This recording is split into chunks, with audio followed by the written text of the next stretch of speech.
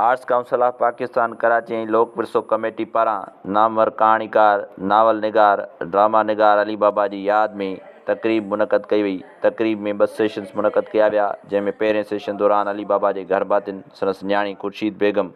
भाइटियो फारूक रिंद ऐं अल्ताफ़ रिंद शामिल थी अली बाबा जी यादि में सारवणी पेश कयूं। ॿिए सेशन में डॉक्टर मक़बूल बुखारी, शौकत उजण, आमना सुमरो, दानिश मेराण, अयूब शेख ऐं प्रोफेसर शेर मेराणवी तक़रीब जी शुरूआत करे चयो त अली बाबा सिंध जो आशिक़ हो। हुनजे कलम जॾहिं बि लिखियो, कमाल लिखियो, मोहन जो दड़ो नाविल लिखियईं, दंगी मंझि दरिया ड्रामो लिखियईं, त बि जर्मनी खेसि एवार्ड सां नवाज़ियो। अली बाबा जेको बि लिखियो पंहिंजी क़ौम लाइ लिखियो, हुन कॾहिं कंहिं एवार्ड या मनता जी ख़्वाहिश न कई। हू पंहिंजी यगानी ऐं खरी तबियत सबबि हू सदाईं जुड़तू अदीबनि जे टोलनि खां परे रहियो। ऐं प्रोग्राम जे आख़िर में फनकारा संधिया शाइर आकाश अंसारी जी शाइरीअ सां गीत जी झूंगार करे अली बाबा खे भेटा पेश कई। यगानी किरदार, कहाणीकार, ड्रामा निगार, शाइर ऐं घणो कुझु अली बाबा। अॼु असां सभई हिते अली बाबा खे यादि करण लाइ गॾु थिया आहियूं। अली बाबा जेका सिंध जी ख़िदमत कई आहे,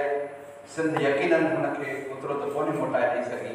छाकाणि त असां अली बाबा जे कर्ज़ी आहियूं।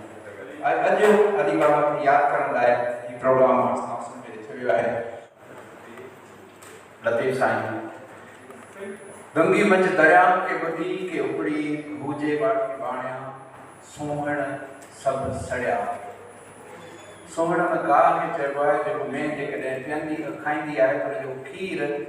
मिश्रीअ वांगुरु मिठो थी वेंदो आहे। लतीफ़ साईं किरंदड़ समाजी सूरत ऐं माशी सूरत लाइ इशारो कयो आहे। मोल बाग न अगही फलंगी मंझि फिरिया, फलंगी फरंगी अंग्रेज़। मलाम तुंहिंजी मकड़ी अची चोर चढ़िया, जिते ढींग ढरिया तिते तारीअ तुंहिंजे। अली बाबा सिंध जो मोहसिन, सिंधी कहाणी, सिंधी नाविल, सिंधी ड्रामे जो यगानो लेखक, जंहिं दंगी मंझि दरिया जहिड़ो ड्रामो लिखियो, जंहिं कारूंझर जे क़ैदी, जंहिं आयल रे ओलाणा, जंहिं धरती ठिकाणा, जंहिं चंड ऐं मानी जहिड़ियूं शाहकार कहाणियूं लिखियूं, जंहिं मुंहं जे दड़े जो नाविल लिखियो। अली बाबा जंहिं इंटरव्यू में चयो, मुंहिं सां खाइस इंटरव्यू जो वरितो, चयो त ॿोलियूं ख़ुदा जो रूह आहिनि, असांखे सभिनी ॿोलियुनि सां मुहबत आहे। अली बाबा जेको जेकॾहिं चाहे या त तमामु घणी दौलत इकठी करे पियो सघियो, गॾु करे पियो सघियो, छाकाणि त हू पंहिंजे ठेकेदार चाचे सां गॾु कमु कंदो हुयो।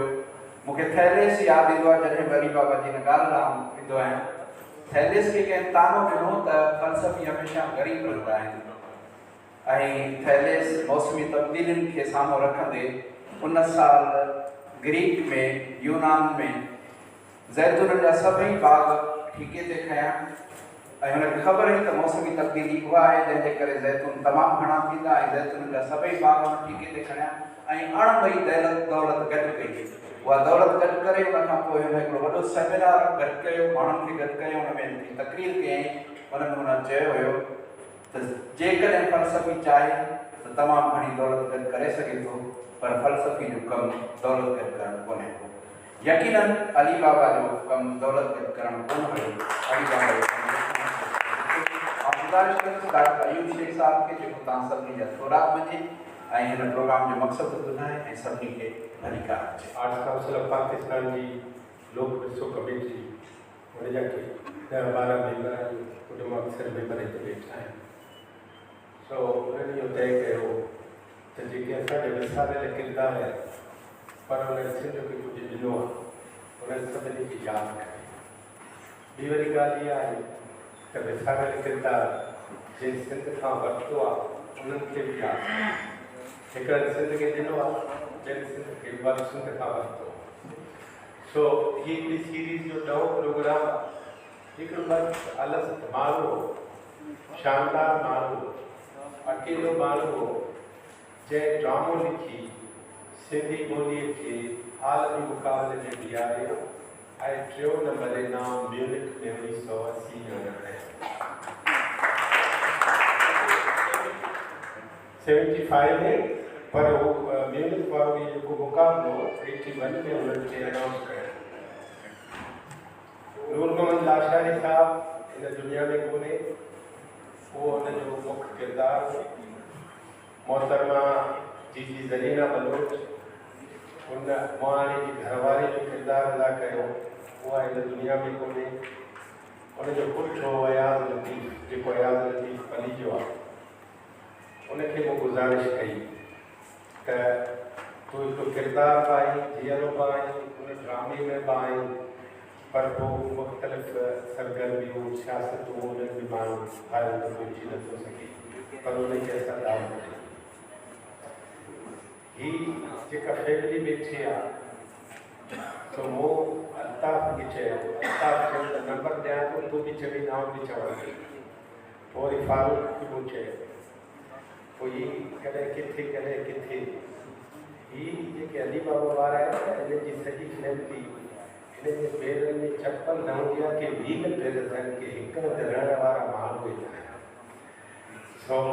इन करे हिननि जा ड्रामा बि जर्मनी ताईं पहुची वेंदा, हिन जूं कहाणियूं मोने गले ताईं पहुची वेंदियूं,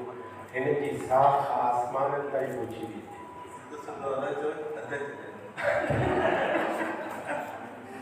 सो हीअ जेको सेटअप ॾिसो था न, फारूक मूंखे चयो असां ॿई कचहरी कंदासीं, तकरीर असां न कंदासीं। मूं चयो ठीकु आहे, हिकु शर्त सां अती बि वठी वञे।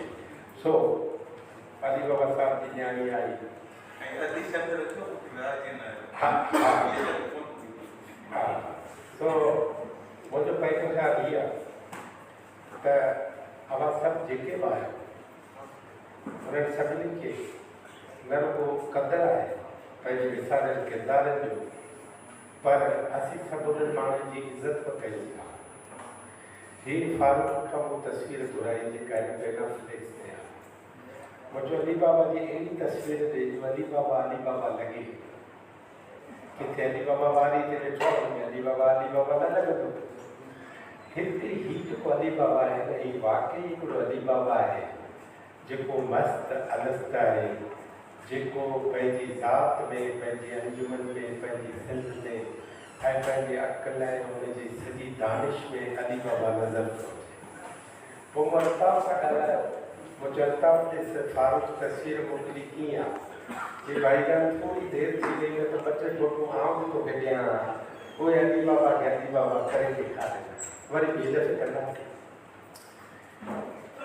असां 2012 में शमशीर लेदरी जे मरण खां 5-6 महीना अवल हुनजी जीअरे ॾींहुं मल्हायोसीं। सो जेतिरा ऑडिटोरियम 1 में माण्हू हुआ, ओतिरा ॿाहिरि वेठा। हिकिड़ो अनोखो प्रोग्राम हो त जीअरे बि कंहिंखे यादि कबो आहे छा। सो मां जॾहिं शमशीर लेदरी खां वठण वियुसि टाइम, त चई मां मरी वियो आहियां छा। मुंहिंजो न तूं जीअरो आहे, पर असां चाहियूं था त रिवायतुनि खे तब्दील कयूं। इहा ई ॻाल्हि पोइ अली बाबा सां कई। अली बाबा खे वठी आयो आर्ट्स काउंसिल में वञी घुमाइण। डॉक्टर सादिक लाशारी जो भाउ हो शबीर लाशारी, एडवोकेट, उहो गुज़ारे वियो ओच तो गुज़ारे।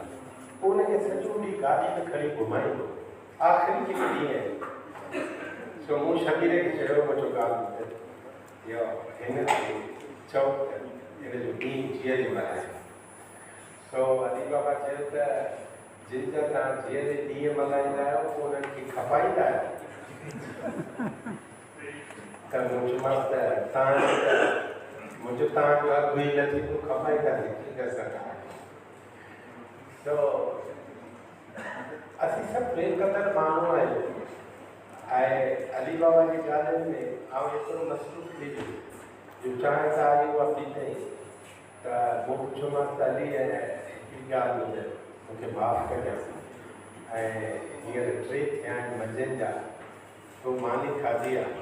चयो त तोखे हया हुजणु खपे त तूं अवल मूंखां मानी पुछो न। सो मूंखे हाणे जो तदारत छा आहे, जी त हिते किथे वेझा पेटीस मिलनि त मां खाईंदुसि। पोइ वरी 500 रुपए तां अमरावती मूं चयोमांसि हाणे मूंखे ॾींहुं ॾे। चई त मुंहिंजे जीअरे मुंहिंजो ॾींहुं मल्हाइण जे लाइ तोखे मूंसां 10 ॾींहं गॾु रहणो पवंदो। हिते मूं चयोमांसि मां 20 ॾींहं गॾु रहण लाइ तयारु आहियां, पर हुन 10 ॾींहंनि में मूंखे करिणो छा आहे? जे मूंखे पकिड़े जीअं काथे भॼी न वञे, इहे 10 ॾींहं तुंहिंजा उन ते लॻंदा।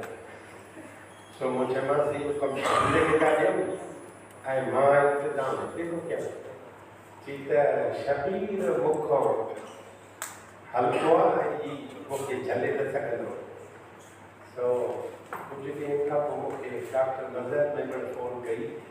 त अली बाबा तो वटि आयो हो ऐं माइट ॻोल्हेसि था, उहो किथे का ख़बरचार रखे कि किथे शबीर ॿियो टियों जेको हुननि खां पुछी। हुनखे फ़ोन कयां, शबीर जो फ़ोन लॻे ई कोन। तालिब लाशा जी चयो त कल्ह राति अदा शबीर गुज़ारे 2 बजे। मूं चयो ॻाल्हाइण छा हिन जे गुज़ारे वञण जो को आहे हिन सां कांटाक्ट। सो मूं तेज़ी सां ॻोल्हा करणु शुरू कई। पोइ PTV ते ॿियनि हंधनि ते मूं इलाही जांच कई। पोइ मूंखे नेठि ख़बर पई त अली बाबा आहे ख़ैर सां ऐं फलाणे खे मदीने जे पासे पंहिंजे दोस्तनि सां वेठो ख़ुशि। सो मूं हुनजे दोस्तनि खे चयो, मूं मुलसिन कल्लत खे बि चयो,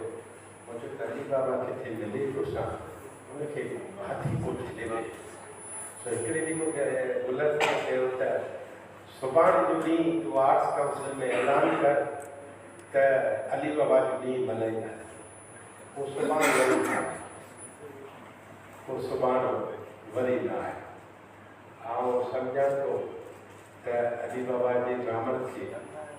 ॾींहुं PTV खे हलाइणु खपे। आउं सम्झां थो त सिंधियत जी बोर्ड खे अली बाबा जे समूरे लिखतनि खे ॾींहुं शाया करणु खपे। आउं उनजे माइटनि खे, उनजी न्याणी खे, उनजा ई भाइचा भाणेजा वेठा आहिनि, उन्हनि खे इहो उपदेश थो कयां। अली बाबा जो जेको बि अणछपियल मवाद आर्ट्स काउंसिल जो छपाइण लाइ तयारु आहे, असांखे उहो ॾियो, फोटो कॉपी ॾियो ऐं असां उहो सॼो मवाद जेको आहे उहो छपाइण लाइ तयारु आहियूं। अली बाबा जी के बि शयूं जेके मैदान ते न आहियूं ऐं उहे आणणु था चाहिनि, उन लाइ असांजी ख़िदमत करे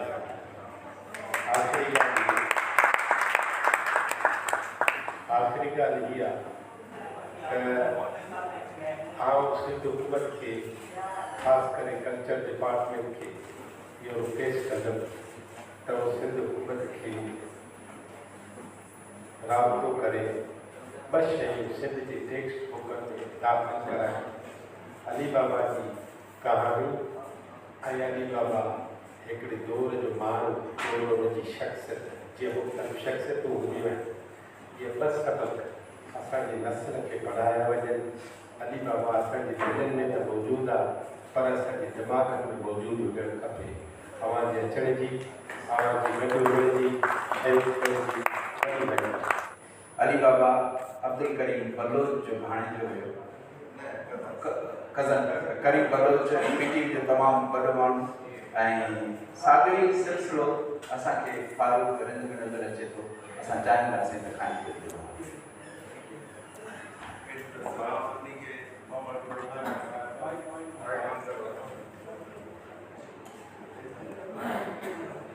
ड्रामे जो कमु करियां थो, पर माइक ख़बर न आहे। पहिरियों सलाम सभिनी खे ऐं महिरबानी। ऐं हीउ प्रोग्राम ॾिसी मां सम्झां थो असांखे जेतिरी ख़ुशी थी आहे, ख़ासि तौर ते भाॼाई मुंहिंजी भाॼाई बि आहे, वॾी धीअ बि अली बाबा अली बाबा सां मिलण लाइ थी न लॻो थिया। ऐं मूं तव्हांखे चयो लेक्चर कोन थींदो, मूं इहो कोन चयो त वेही लेक्चर थींदो। अली बाबा ते हाणे छा ॻाल्हाए, पहिरीं ॻाल्हि त इहा त मूंखे सची ॻाल्हि आहे, तव्हांजी गुरबनि जेको प्रोग्राम रखियो अथव ऐं हैदराबाद में सॾाए था वञी न सघंदा आहियूं, हिते ॾाढो सुठो लॻो। अली बाबा ते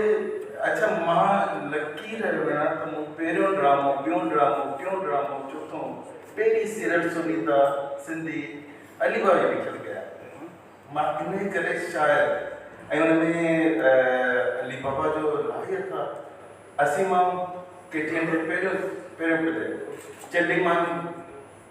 ऐं जेका दरू ऐं जमाल डॉक्टर साहब जी सींद उनखे उर्दू में जेका मांगी पिटीला ये 4 मोकिले पिया। पहिरीं सीरियल सुनीता उनजी अली बाबा जी लिखियल हुई, लेकिन ब्लेसिंग शायद थी आहे उन हवाले सां। ऐं शायदि मां अगरि अली बाबा जो प्लेस न करियां। ऐं हा ॿी ॻाल्हि इहा त अली बाबा उर्दू में सभिनी ख़बर कोन लिखंदो, मुंहिंजे करे हुन कुझु प्लेस लिखिया आहिनि। दंगी में दरिया खे नाव में दरिया जेका उहो लिखियईं उहो मूं कयो। ऐं दरू उर्दू में छो जो तव्हां हम्टी बि तव्हांखे कयो आहे त दरू उर्दू में उहो उर्दू में कयो। चंडमानी उर्दू में कयो। ईअं ई कुझु प्लेस मूं अली बाबा जा कया लिखियल। राइटिंग के हवाले सां तव्हां सभु ॼाणो था। मां बसि वरी कुझु शयूं जेके न शेयर कंदुसि। जीअं चचाली खां हिकु दफ़ो मूं पुछा कयो मुझी तव्हां अच्छा चचाली जेका न असांजे घर में अगरि ॾिठो वञे त मुंहिंजो वॾो भाउ ऐं अली बाबा मतिलबु ॾिसण में सुहिणा हूंदा हुआ। मां त अली बाबा खे चवंदुसि दीदी को अली बाबा पर मां चवंदुसि मुंहिंजो पीउ सांवरो आहे त मुंहिंजी ॾाढी सांवरी मुंहिंजी ॾाढी सांवरी में पीउ मुंहिंजी ॾाढी त वियो ऐं मुंहिंजो ॾाढो रमज़ान बलोच जेका न रमज़ान खान नाज़ो त उन ते अली बाबा वियो त मूं ईअं सवाल पुछो कयो मुंहिंजे भला छो बाबा पोड़ो बाबा त पोड़ो बाबा चवंदा हुआसीं। मां चयो एॾो सुहिणो जहिड़ो पठान ऐं ॾाढी सुहिणी कुमार सांवरी त चवंदा बाबा उन दौर में मायूं मां ॾिसणो किथे हो त हुनखे जेका नज़र आई न सम्झो इहा ई मां ॿियनि खां अलावा इहा ई माई हूंदी आहे। पोइ पंहिंजी मिसाल ॾिनी हुनखे आउं छॾियां थो। त बाक़ी खोड़ सारा हुन किसा आहिनि। मां स्मोकिंग लिकी कंदो हुउसि छत ते त हिकु दफ़ो आयो मूंखे चई सिगरेट पीअण घुरिबो थिए त मूं चयो सिगरेट चई कट छॾ ऐं तव्हां यकीन कंदव पहिरियों दफ़ो पीतई तक़रीबन 20 सालनि खां छॾे चुको। हुन सिर्फ़ु चयो पियो त मां हुन सां गॾु सिगरेट पीआं। मां इहो छत ते भॼण वारो ई वठी आहे त गॾु ई रहंदा रहिया सॼी उमिरि गॾु ई रहिया आहिनि। असां कोटरी जो घर बि हिकिड़ो ई हूंदो ऐं कराची जो घर बि हिकिड़ो ई त इहो खे लिकी ऐं छत ते वेंदोसि न त हुन ते बचाइण लाइ छो नथो पीउ। मक़सदु इहो त हू दोस्तनि वांगुरु असांजे वॾनि में इहा शख़्सियत ईअं कोन हूंदी आहे। मां ईअं कोन आहे वॾनि खां इलाही डपंदो इलाही एतिराम कंदो। अली बाबा मूं गॾु पीतो हो सिगरेट ऐं वॾा वॾा उहो चवंदा स्मोकिंग जो मूंखे मज़ो ई कोन आयो आहे। चई वॾनि खां ज़ाहिर न थियण जो। बाक़ी हिकिड़ो किसो मज़ेदार जेको अली बाबा ई ॿुधायो बाबा ऐं अली बाबा फिल्म ॾिसां टिकट हिकिड़ो ई पैसा को हिकिड़ो पैसो इहो पैसे जो हुई टिकट शायदि मुंहिंजे ख़्याल में आम फिल्म हुई 1952 त चई हिकिड़ी टिकट जा पैसा पोइ अधु फिल्म जेका पाण एन बाबा त चई एन मूं पूरो किसो शुरू जो ॿुधायोसि एन बाबा मूंखे ॿुधाए न छो त मूंखे न पैसा ॾे त पोइ हाणे चयो पैसा हुजे त गॾु वठमांसि त उहो हिकिड़ी अजीब हिकिड़ी तबियत जो ऐं एॾो दरवेश माण्हू हो। ऐं तव्हांखे मां जेका ॻाल्हि कंदुसि उहा बिल्कुलु क्लियर आहे। तव्हां असां ग़रीब कोन हुआसीं, असांखे ग़रीब करण वारो अली बाबा ई हो। असांखे ग़रीब करण वारो अली बाबा हो। इन लाइ तव्हां असांजे इलाइक़े में अगरि वॾे वॾी ज़मीन ॾिसो था 2 स्कूल ठहियल आहिनि। हिकिड़ी ज़मीन त एतिरी आहे मां बाक़ाइदा चवंदा मिनिस्ट्री ॾांहुं वेंदा स्कूल जे ज़मीन सां ठहियल आहे। स्कूल ग्राउंड खे छॾे इलाही वॾी ज़मीन आहे स्कूल जी दीवारनि में भला उहो मां करण में हिकिड़ी फिल्म त हिकिड़ी ठाहियां त ईअं ई स्कूलनि खे ॾेई छॾींदी ऐं पैसे जो हुनखे कोन शौक़ु कोन वाक़ई कोन। ऐं अब्दुल करीम बलोच साहब साहिब खे ॾिसो हुनखे पैसे जो हो ई कोन। इन ॿिनि ॼणनि खे ख़ासि तौर ते त ऐं हिकिड़ो माण्हू कीअं थो हले त पैसे खां बग़ैर। मां कल्ह जी ॻाल्हि तव्हां ॿुधायां त ॿार मूंखे ख़बर मां वियोसि हिकु जॻह ते बाइक में बस वरी वापस आयो मुझा नहीं रास्ता गवर्नमेंट की हालत ही है ट्रैफिक है मां 15-7 किलोमीटर के हलण शुरू कयो तो मूंखे नहीं बाबा यार मैं तो कॾहिं बि मां सोचां थो घर मां निकिरंदो हुन गाॾी कॾहिं न कई 15 हलंदो उन जी वजह सां मां बाबा असां ही सीढ़ी जॻह न मथे चढ़ण लाइ तव्हां सुरु न वेंदा आहियूं तेज़ी सां चढ़ंदो उन शहर जो राज़ इहो खाधो घटि ऐं वॉक ज़्यादा कंदो पंधु हलंदो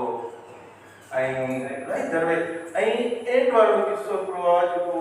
तव्हांखे बिल्कुलु सच्चाई था मिलियो आहे जेके में बचा वेठा आहिनि अच्छा ॿिन्हिनि ॾींहंनि नाला पंहिंजे ॾाढी ॿिनी ॾाढी तरक़ी आहे पुटु नालो पंहिंजो इहा तरक़ी आहे त ॾाढी तकलीफ़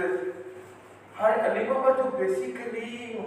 मां न त लाइसेंस ते कोन मिलंदमि सिर्फ़ु ॾिसे इंसान ते मूंखे यकीन आहे बाक़ी मज़हब ते मूंखे एतिरो कोन्हे अली बाबा जी जेका डेथ आहे उहा इंडिया जे सम्झ में अचे न पई जेको माण्हू हीअं वेठो आहे ठीकु आहे न ऐं मुंहिंजो वॾो भाउ ऐं मुंहिंजो भाई थियो उनखे चयो हुनजी आदत ईअं ई हूंदी वेठो ॾींहुं सुधी रहंदो ईअं आहे हुनखे लेटांडा हमेशह लेटाईंदा हुआसीं लाई देती विया लेटांडा भाई चयो चई बाबा सादत मां ऐं रफ़ी की ब्रांड में आई त नहीं बेटा और ठीक है बाकी साहब बोले हिन में न अगर मां के फिल्म जो सीन रखा तो मां तो मरी गया तो मुझे अजीब लगा मां तो नहीं लॉजिक जो ना ये के तो पता है ये अजय वेठिया ये मां का गलत बयान करया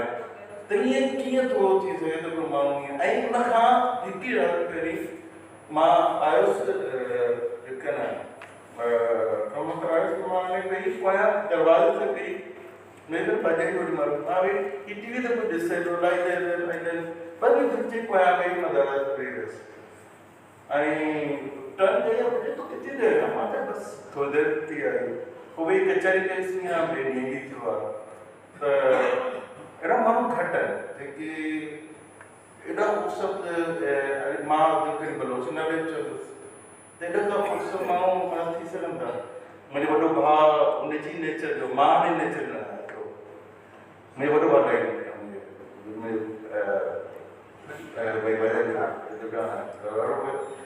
एॾा फ़ुर्सत माण्हू कीअं थी सघंदो बसि मां एतिरो ॻाल्हाईंदुसि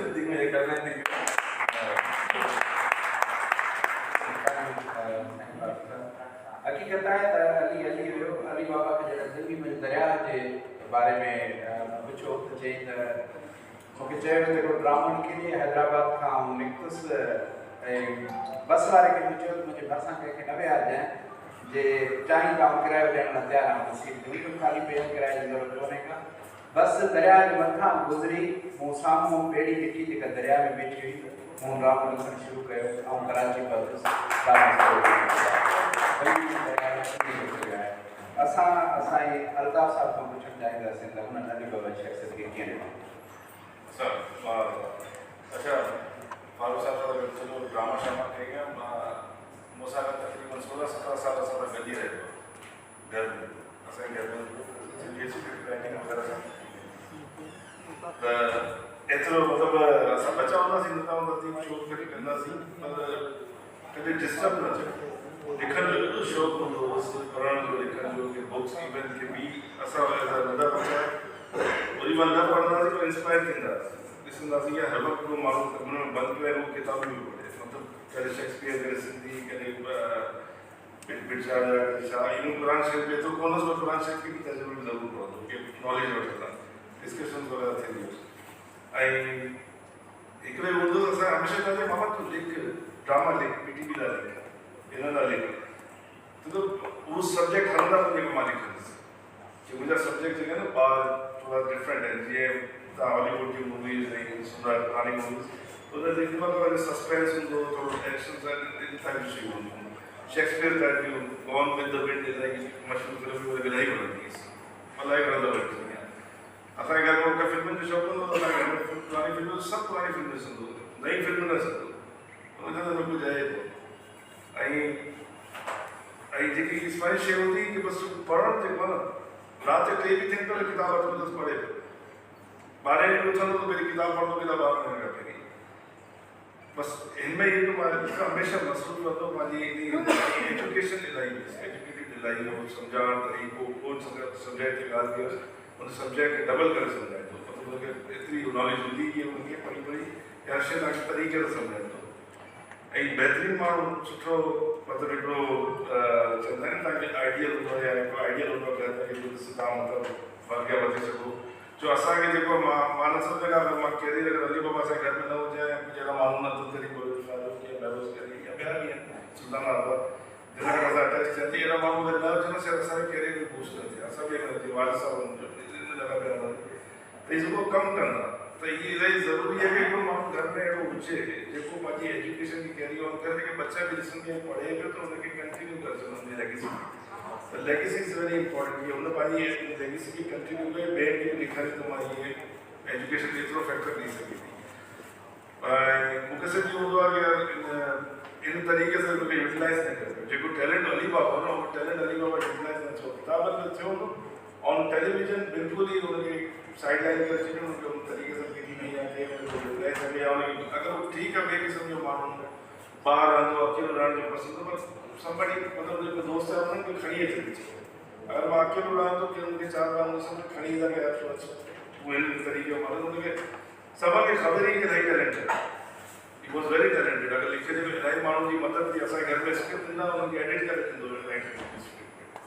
उनखे सही करे ॾींदो भाई तुंहिंजा जुमिला ही ग़लति आहिनि जुमिला न हुजनि सिंधी में इलाही हुनजी मतिलबु नॉलेज हुई सिंधी लिखण में पढ़ण में सिंधी ॻाल्हाइण में मतिलबु इलाही नॉलेज हूंदी हिंदू माण्हू सां ॻाल्हाए न सघंदो सिंधी में अगरि मुक़ाबिलो करे त शेर शाइरी डिफरेंट इंग्लिश गोरनि जा पढ़ण जा किताब पढ़ंदो ठाणा साहिब में सम्झो but as a person he was diamond hero मतिलबु हुन जेको माण्हू ई कॾहिं कॾहिं असां एॾो नरम सां ॻाल्हाईंदो कि इहे मां जेको लॉट में एॾो आराम सां ॻाल्हाईंदो कॾहिं असां तेज़ थींदासीं त उहो बि नरम सां जवाबु नाला सां वधो नानो बि मां जो बाबो हो नानो थी नरम सां जवाबु ॾींदो कि एतिरो ॻाल्हाई भई जवाबु इहे मिले सम्झी कोन थो छो कि असां फील्ड में असां बि अची चाहियासीं असां सिखणु चाहियासीं त हुनखे ॾिसी की हुजे न पंहिंजे अंदरि हिकिड़ी शइ आंदी कि पाण मूंखे हमेशह पतो तूं एग्रेसिव तूं कामयाबु न थींदे तूं जीअं पंहिंजे एग्रेशन ते कंट्रोल कंदे तूं दुनिया में अॻियां वधंदे न त तूं कॾहिं न वधंदे छो एग्रेशन हो ऐं मूंखे इलाही थक लॻा पर जॾहिं हाणे जॾहिं मां इन 4-5 साल में पंहिंजी एग्रेशन कमु कयो आहे हाणे घटि कयो आहे हाणे नॉर्मलाइज़ थियो आहे त हाणे मूंखे वरी पोइ भई यादि यादि अची आहे छाजे लाइ चयो त सिख हुई हुनमां हिकिड़ो टीचर हो हिकिड़ो शइ हुई पर हुन मुक़ाम ते न पुॼी सघो जेको हुन मुक़ाम असल जेको मुक़ाम हो इहो कोन ही सम्झो कि पाकिस्तान में लेजेंड हुया चाहे फिल्म इंडस्ट्री हुजे अमला लिखिया त लेजेंड हुजे या ड्रामा लिखिया या के चवंदा आहिनि न कि जेका अची मथां तव्हांखे सम्झाईंदा आहिनि इंटरप्रेटर जो हूंदा आहिनि ॻाल्हि उन हिसाब सां कंहिंजो हुजे त इलाही वॾे मुक़ाम ते हुजे ऐं आई थिंक हाणे सभु शयूं त थियनि थियूं पहिरीं बि थी सिंध में त नॉलेज मिलो पर कराची में त हुनखे न थी सघो न एतिरो माण्हू ॻाल्हि मां सभु कयो अगरि हुन ज़माने में हुनखे यूटिलाइज़ कजे त इलाही वॾो एसेट सिंध न त वॾो ई एसेट हुजे सिंध में माण्हू सिंधी माण्हुनि खे इलाही हुनखे लाइक कंदो सिंधी सरज़मीन खे इलाही लाइक कंदो कॾहिं न पंजाब जो कॾहिं न कंहिं ॿी शइ जो चवंदो आहे हीअ मुंहिंजी धरती आहे हीअ मुंहिंजी ज़बान आहे हीअ मुंहिंजी आहे हीअ मुंहिंजी माउ आहे पंहिंजी सिंध खे एॾो प्यारु ॾिनी आहे कि कॾहिं कॾहिं असां मां लिटरली मज़ाक कंदो मामा पर बरोच जो सिंधी जो न ॻाल्हाए हीअ ख़तरनाक जी ॻाल्हि आहे पाण सिंधी पाण बरोच में बरोच पाण असांजी ॻाल्हि डायरेक्ट चए थो पर नेचर की ॻाल्हि बाक़ी सही हक़ीक़त आहे पहिरीं असां सिंधी सिंधी लैंग्वेज वारी पहिरीं आहे कल्चर हिते पाण रहिया आहियूं हीअ सिंध असांखे सम्झाईंदो हीअ पंहिंजो नमक हिन लाइ नमक ॻाल्हि न कंदासीं त उहो एॾो मतिलबु बहितरीनु माण्हू मतिलबु मां चवां थो की मुंहिंजो 18 साल 20 साल वक़्तु गुज़रियो मौक़े ॾियो शख़्स खे हिकिड़ो घोड़ो हूंदो न की मुंहिंजा छा थियो माण्हू कॾहिं पेशेमान थींदो आहे मां शायदि लेवल ते कोन करे सघां उहा शइ न पंहिंजे मुल्क में पंहिंजी ज़िंदगी सां हिकिड़ो माण्हू सिर्फ़ु दाल चांवर सॉरी खीर ई खीर चांवर हुनजी मानी हूंदी ऐं ॿियो कुझु शइ कोन हूंदो सिगरेट करे मोकिल पी ते ॾिठो मां ॻाल्हि कई मां असां ज़िंदगी में सिगरेट खीर मानी पंहिंजो मानी बि हिकिड़े टाइम जी मानी खाईंदो, सॼो ॾींहुं पंधु घुमंदो, बस में मां सां कॾहिं ज़िंदगी में गाॾी में कॾहिं कोन ॾिठो। ऐं जी बहितरीन की असां बि घर ईंदासीं त असांखे पढ़णु शुरू कंदो, पर सिंधी लैंग्वेज जो घणो ज़रूरत हूंदो की पंहिंजी लैंग्वेज इन में इलाही उहो आहे तरक़ी कंदो, अॻियां वञी तव्हांखे जॾहिं कमु ईंदी। ऐं असां जो पाण सभिनि सिंधियुनि लाइ ॾाढा सही ॻाल्हि थी वी शुड एडमायर हिम, असां हुनजी लेगेसी कंटिन्यू कयूं। माण्हुनि खे अहिड़ी शयूं ॿुधायूं टीवी ते हुन इवन जेको पॉलिटिकल हुन जा व्यूअर्स आहे उहो बि ज़बरदस्त हुआ। एंड इहे जेके डैम आहिनि जेके हलनि थी अॼु ॻाल्हियूं कनि अली बाबा त शुरू कई, असां नंढा ई हूंदासीं 10-12 अची बुख भरी ईंदासीं त सिंधीअ खे डैम ठाहे, त इहे ॻाल्हियूं बिल्कुलु शुरू कंदो, हुनखे सम्झ हुई, हुनखे सियासत जी हिन शइ जी बि सम्झ हुई, हुन बि सम्झी ॿारनि सम्झाइण जी, बट कदर न थी। बसि इहो हिकिड़ो हमेशह दुख रहंदो की हीअ वेठा आहिनि पाण सिंधियुनि ते इलाही कदर कई, बाक़ी कराची जे हिसाब सां हुनजी कदर न थी, जे लेवल ते हुनजी कदर हुई। इवन जॾहिं सिंधी चैनल खुलिया त एॾो ख़ुशि थियो जी हाणे पाण कुझु कंदासीं, हाणे पाण टाइम अची वियो आहे, बट एट दी एंड में टाइम न मिलियुसि की अॻियां कुझु वधी सघे।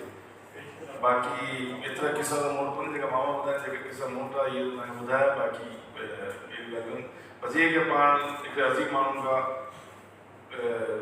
जुदा थियासीं, बट वी शुड कैरी हिज लेगेसी ऐं हुनखे ॿारनि में ॻाल्हियूं कजनि, अहिड़ी मीटिंग हुजनि, हुनजो किताबियुनि माण्हुनि खे ॿुधाईंदा छा छा किताबियूं ड्रामा छा कयो। बिल्कुलु सही ॻाल्हि चई, अली बाबा जा ड्रामा रिपीट नथा थियनि, अॼु तक जंगी में ज़रिया सां रिपीट न लॻे, हिन बि उर्दू में फारूक़ीन कयो उहो हलियो, पर सिंधी में असां रिपीट न ॾिठी। त ॿी शयूं आहिनि की हुन लेगेसी खे कंटिन्यू कजे। बाक़ी छा अली बाबा जे नाले सां कराची में बि हिकिड़ो इंस्टीट्यूट हुजे जेके इलाही इंपॉर्टेंट आहे, बल्कि अली बाबा जे नाले सां जेका बि खणे सिंधी ॿिया बि जेके सिंधी वॾा आहिनि इलाही कंदा आहिनि, परेश साहब आहिनि, जेका बि पंहिंजा गुज़रिया आहिनि, सभिनि जे नाले सां कुझु न कुझु हिते हुजे जेकी हुननि जी लेगेसी कंटिन्यू थिए, हुनजा पंहिंजो माण्हुनि खे ख़बर पए भाई हीअ माण्हू बि हुआ। ऐं सिंध जा माण्हू जेका ॿार पढ़ंदा, जंहिंजे अली बाबा हमेशह हूंदो की भाई जेका हिते पढ़ंदा आहिनि, हैदराबाद खां अॻियां सखर में या हिते किथे पढ़नि पिया, त हुननि खे कराची अची कमु कजे, कराची अची पंहिंजो राइटर्स थियनि, पंहिंजो एजुकेशन में अचनि, पंहिंजो ड्रामानि में अचनि, पंहिंजो शयुनि में अचनि, पंहिंजी जेको फील्ड आहे अंदरि जेको पंहिंजो इल्मु आहे हुनखे यूटिलाइज़ कनि, जेका असां सिंधी नथा कयूं। अली बाबा इलाही ख़्वाहिशूं हुई कराची में सिंधी जेके लेवल जा माण्हू मथे ज़रूरु हुजनि, उहो इलाही हेठि। त बसि हिकिड़ो मैसेज हो हुनजो जेको तव्हांखे कन्वे में जेको असां हमेशह हुनखे ॿुधोसीं इहो, बट GS बसि जेको हुनजो नालो GS लिखण सां गॾु पढ़ण जी जुनून जी हद ताईं मूंखे आदत हुई। मूंखां इंटरव्यू कयो, हुन में हुन चयो त मूंखे जेकॾहिं ॿियो कुझु न आहे मिलंदो त खाधे ठाहिण जे रेसिपियुनि जा किताब मिलंदा आहिनि, ऐं उहे बि पढ़ंदो आहियां, पर आउं चुप करे न वेहंदो आहियां। इन हद ताईं हुनखे पढ़ण जो शौक़ु। असां मैडम ख़ुर्शीद बानो खां पुछंदासीं त हुननि पंहिंजे बाबा खे कीअं ॾिठो। उॾंदे पूरनि में क्या काथनि पसोलनि जे लधी थे तेरी खे कख तोड़े कंगे उन्नत बसाण लंदासीं।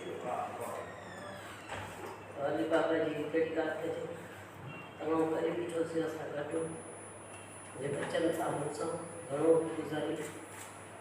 राति वक़्तु गॾु हुआसीं। हुनजी कहाणी हुन जेको सिंध ते अहसानु कयो आहे उहो असां सभु कोन विसारे सघंदासीं। काश उन वक़्तु में जहिड़ो कदुरु थिया जेको हीअं पिया कयो। तव्हांजी वॾी महिरबानी रख लाइ। मूंखे त हिन मुज़िब बि ॻाल्हाइणु नथो अचे, कहिड़ी ख़ुशियत हुई उहा त तव्हां पाण ॼाणो था। उहे सुठियूं कहाणियूं ज़िंदगी ॾिठो, सुठो नालो ॾिनई, ड्रामा ॾिनई, चङो वॾा हिसा सिंध कयूं। काश उन्हनि नासिब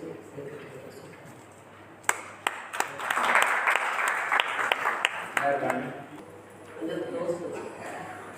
असां हमेशह गॾु गुज़ारे मानी गॾु खाईंदासीं। बाबा देरि कंदो त मानी लॻे बाबा अचे पोइ गॾु, अरे ईअं वेरे जो ख़बर ई न पई, इलाही कोन्हे थी एतिरो समाज थी। अॼु ख़ुशी तोखे पढ़ाई हा न मोटे जो वीचार कोन आहे, पर घर में मुंहिंजी ॾाढी इलाही सुठे में पढ़ियल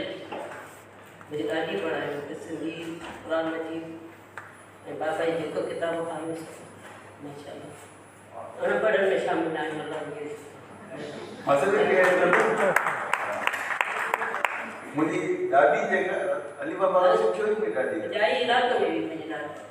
हाँ जाई इराक में भी मुझे दादी जो मुझे बाबा जी को नाना हो ना इराक में नो बैठी कर दो उत्ते जाई इलाज सुरजल कुरान तर्जुमे सा उर्दू सिंधी मज़हब औरत है तमाम असा खानदान बड़ी औरत थी आई सब सिचुएशन पढ़े हुए पर वो तमाम मज़हब औरत है अली बाबा इमाम अली बाबा के जो के वीडियो पर अहमियत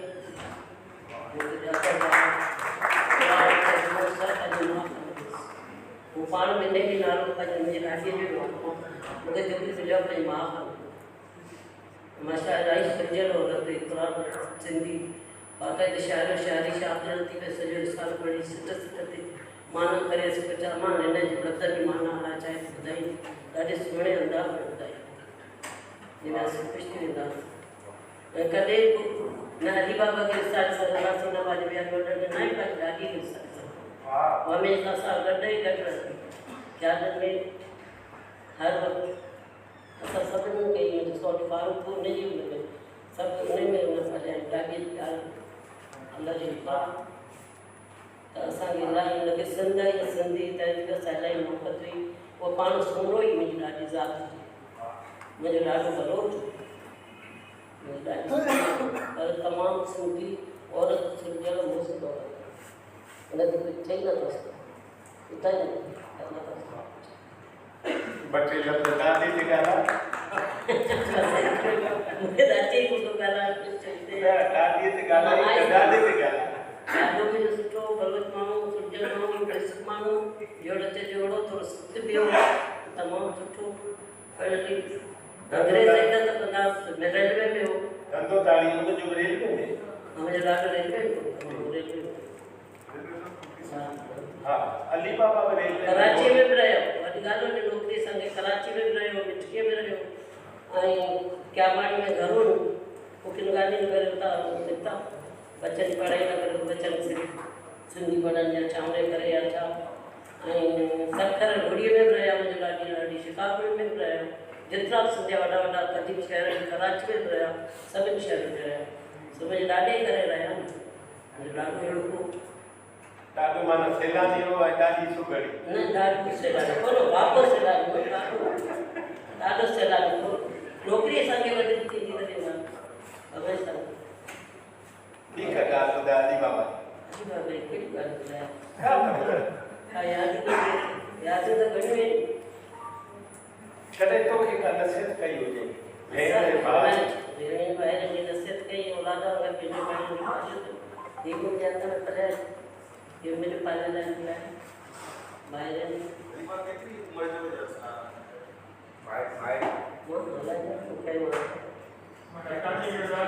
तव्हांजी उमिरि में फ़र्क़ु केतिरो आहे मुंहिंजी त फारूक ऐं तव्हांजी मुंहिंजी 63 साल उमिरि हूंदी आहे हा 63 साल मां एतिरी ॿुधाईंदी आहे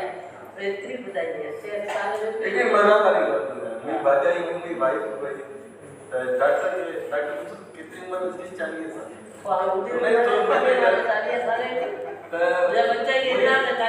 मुझे बाजाई में देखने होना का सही उम्र होता है आई तो व्यवस्थित तो मुझे तो डॉक्टर के दिखा गया मालूम है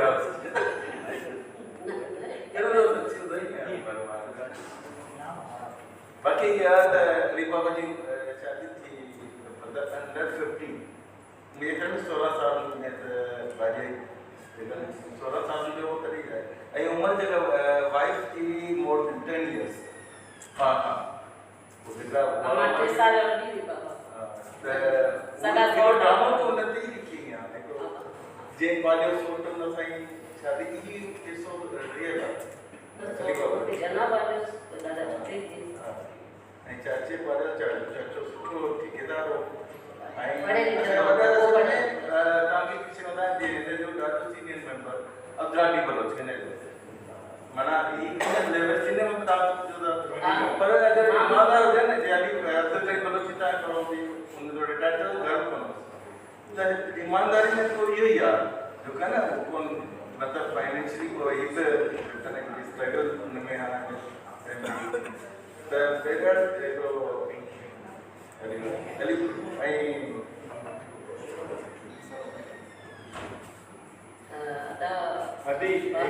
आखिरी सवाल तो पूछा अदी खुशी जी जी भला ये हारून रिंद साकी अब्दुल करीम बलोच ये सब एक नगरी कोटली और बाहर छो न निकलो तो मामा साहब के लाहौर में खुद बचाते तो अच्छा मैं बजा दूते मामा अब्दुल करीम में कराची नगार सही है साकी में मुझे सगो मामो यानी मेरी मदर जगह और अब्दुल करीम बलोच नंदी सही फिर ऐं उन साकी जगह वाइफ ही वारी वाली बाबा जी वॾी भेण अदलो बदलो जो होगा यो तव्हां ॻाल्हि सही चई आहे असां कमु निकिता हा भई हाणे कुझु सालनि खां बहितर आहे हाणे हालांकि दादी गुड़सी कई ये बाण सुंदर वही बलोच बोले जाते ना ना मुझे नानी की बाणी भी न सुमरन में न रही असाई नानी के हालांकि बलोच बजी ना बाणी घट मास हिंदी मुझे नाना पंज वक्त नमाज़ी मुझे ॾाढी मुझे नानो ॾाढो मुझे पसंद करनो बाणी जो असां चंदोस प्यार मां उन्हें पंज बहाना पसंद के माई छोकरी खंडस पाया मुझे ॾाढी असां को रोगा थी न असां मुझे नाने पंज पसंद कई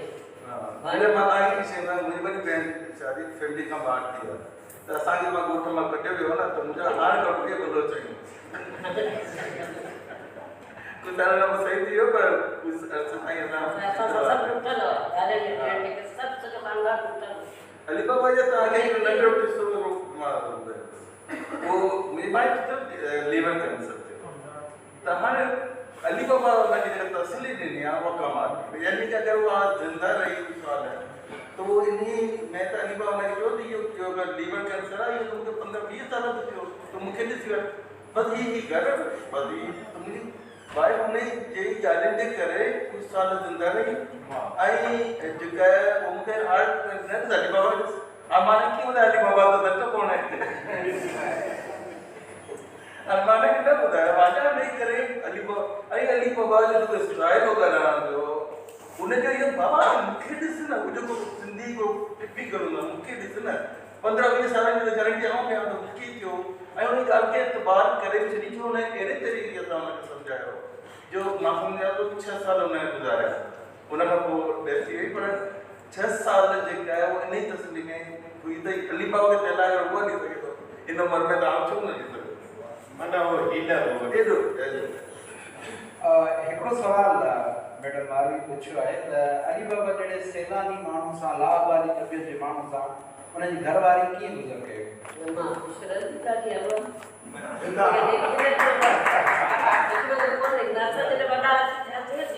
त सॼो असां बाबा जो अची कंदासीं मां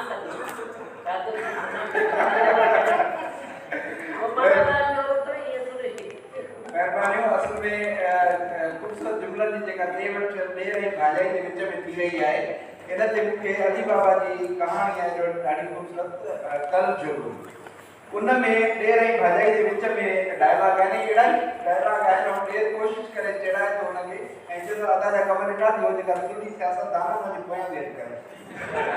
ऐं आख़िर में उहो नथी चढ़े पर चढ़ाईंदे चढ़ाईंदे आख़िर ईअं थो थिए ॿई रोई था पवनि ऐं चए थो हीउ कहिड़ो कल जुग आहे जो असांखे ख़ुशि रहण जे लाइ रोअणो थो पए ऐं तारीफ़ कराए पिया तमामु वॾा माण्हू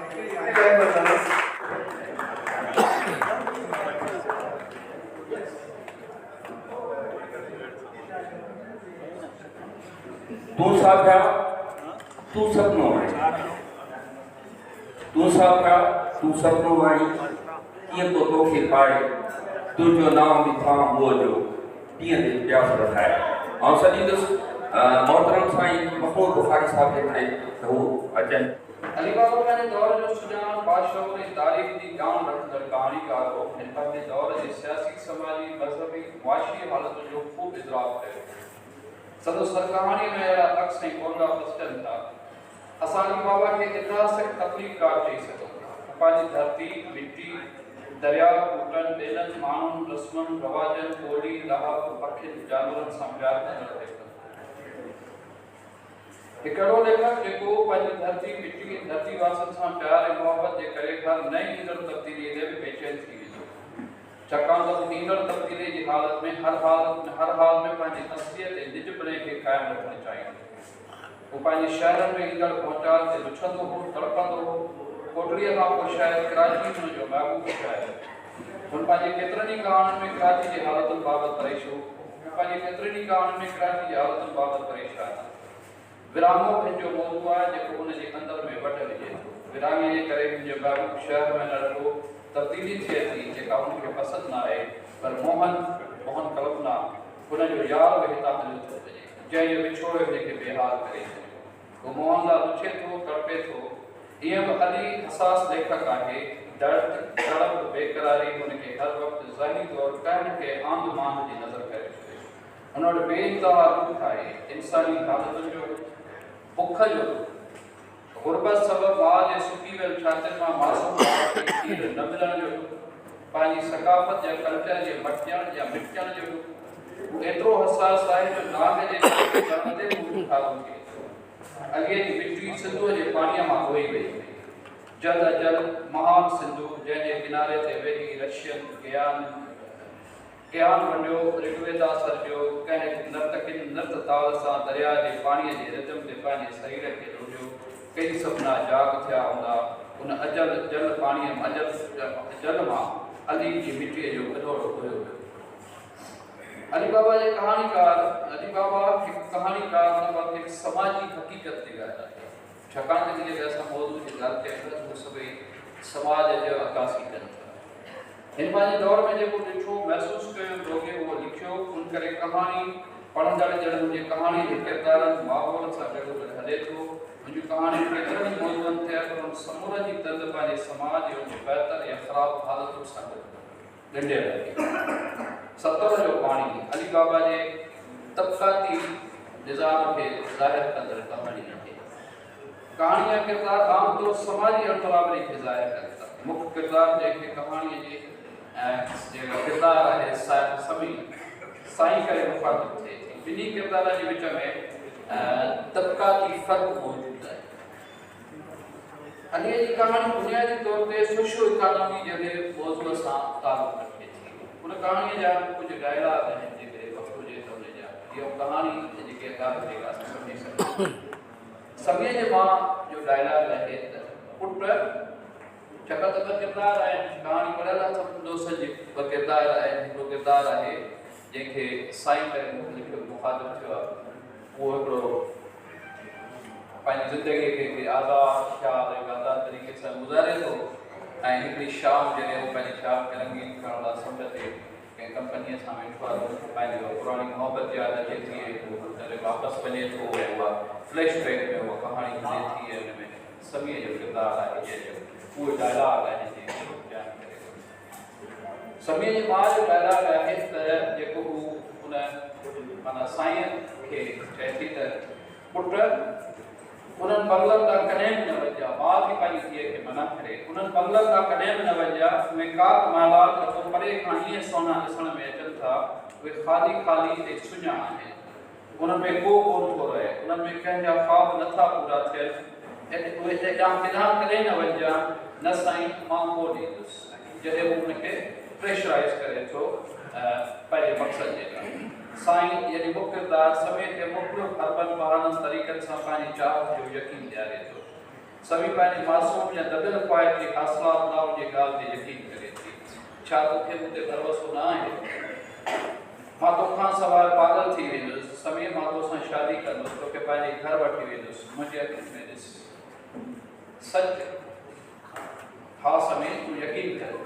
समय समुंड ॾांहुं निहारींदे ही खूनी पाणी आहे। असांजे ॻोठ जूं कई अलॻि छोकिरियूं उन पाणीअ जी पक चढ़ी वई। कहाणी सोशो इकोनॉमी स्टेटस जेको चौधारी करे थी। हिननि औरतुनि उते वरी फ्लैशबैक में जेका करे थो त जंहिं कंपनीअ में को वठी थो अचे छोकिरी शामिल आहे ॿी छोकिरीअ खे त हिननि औरतुनि जे समय में केतिरो फ़र्क़ु हो। यास्मीन खे 800 रुपए जी साड़ी वठी ॾेई हुई। तॾहिं बि खेसि मसालो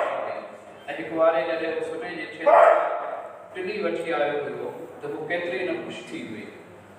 हू जॾहिं सालनि पुॼाणा वरी समय खे यादि करे थो बेचैनी वधे थी ऐं मुंहुं ॾांहुं मोटी वञे थो कुंवर ते छाकाणि त अली ॿोलीअ जे हवाले सां पोइ लफ़्ज़नि में पाण अॻ में चवंदासीं त शाइर खे इजाज़त आहे लफ़्ज़नि जी पंहिंजे कर करे ऐं पंहिंजा वज़न ऐं छेद ऐं पंहिंजे छंद ऐं रिदम क़ाइमु रखंदो आहे पर अली इहो कहाणीकार आहे जे पंहिंजे जुमलनि जी रवानगी ऐं हुन में रिदम क़ाइमु करण लाइ जेका लफ़्ज़ जी ॻाल्हि कई हुन में खटास अदा करे हुन में नवां उचार नवां आवाज़ पैदा कया कुंवर ते बीठे करे हुनखे बरे गुज़री आहे हिकु बकरी अची पाणी पीअण लॻी वई हुनजे ॾिजीअ में टोली ॿधल हुई उहा साॻी या हुनजे समीअ जे फरमाइश ते आंदी समी किथे आहे पंहिंजे समय जी हिकिड़ी दोस्त जेका मखण किरदारु आहे उन खां पुछे थो समी किथे आहे हू जवाबु थी ॾियसि हीअं को पुछी समी किथे आहे तो जो समय जो सतर न रखियो त छा समुंड पोइ सुकी वियो आहे समय जो किरदारु समय जो किरदारु समाज जो किरदारु आहे जेको हया या वफ़ादारी खे पंहिंजो धर्म सम्झे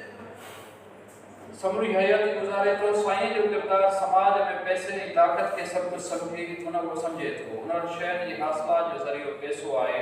अली ही कहाणी लॻभॻि अधु सदी अॻु लिखी आहे पर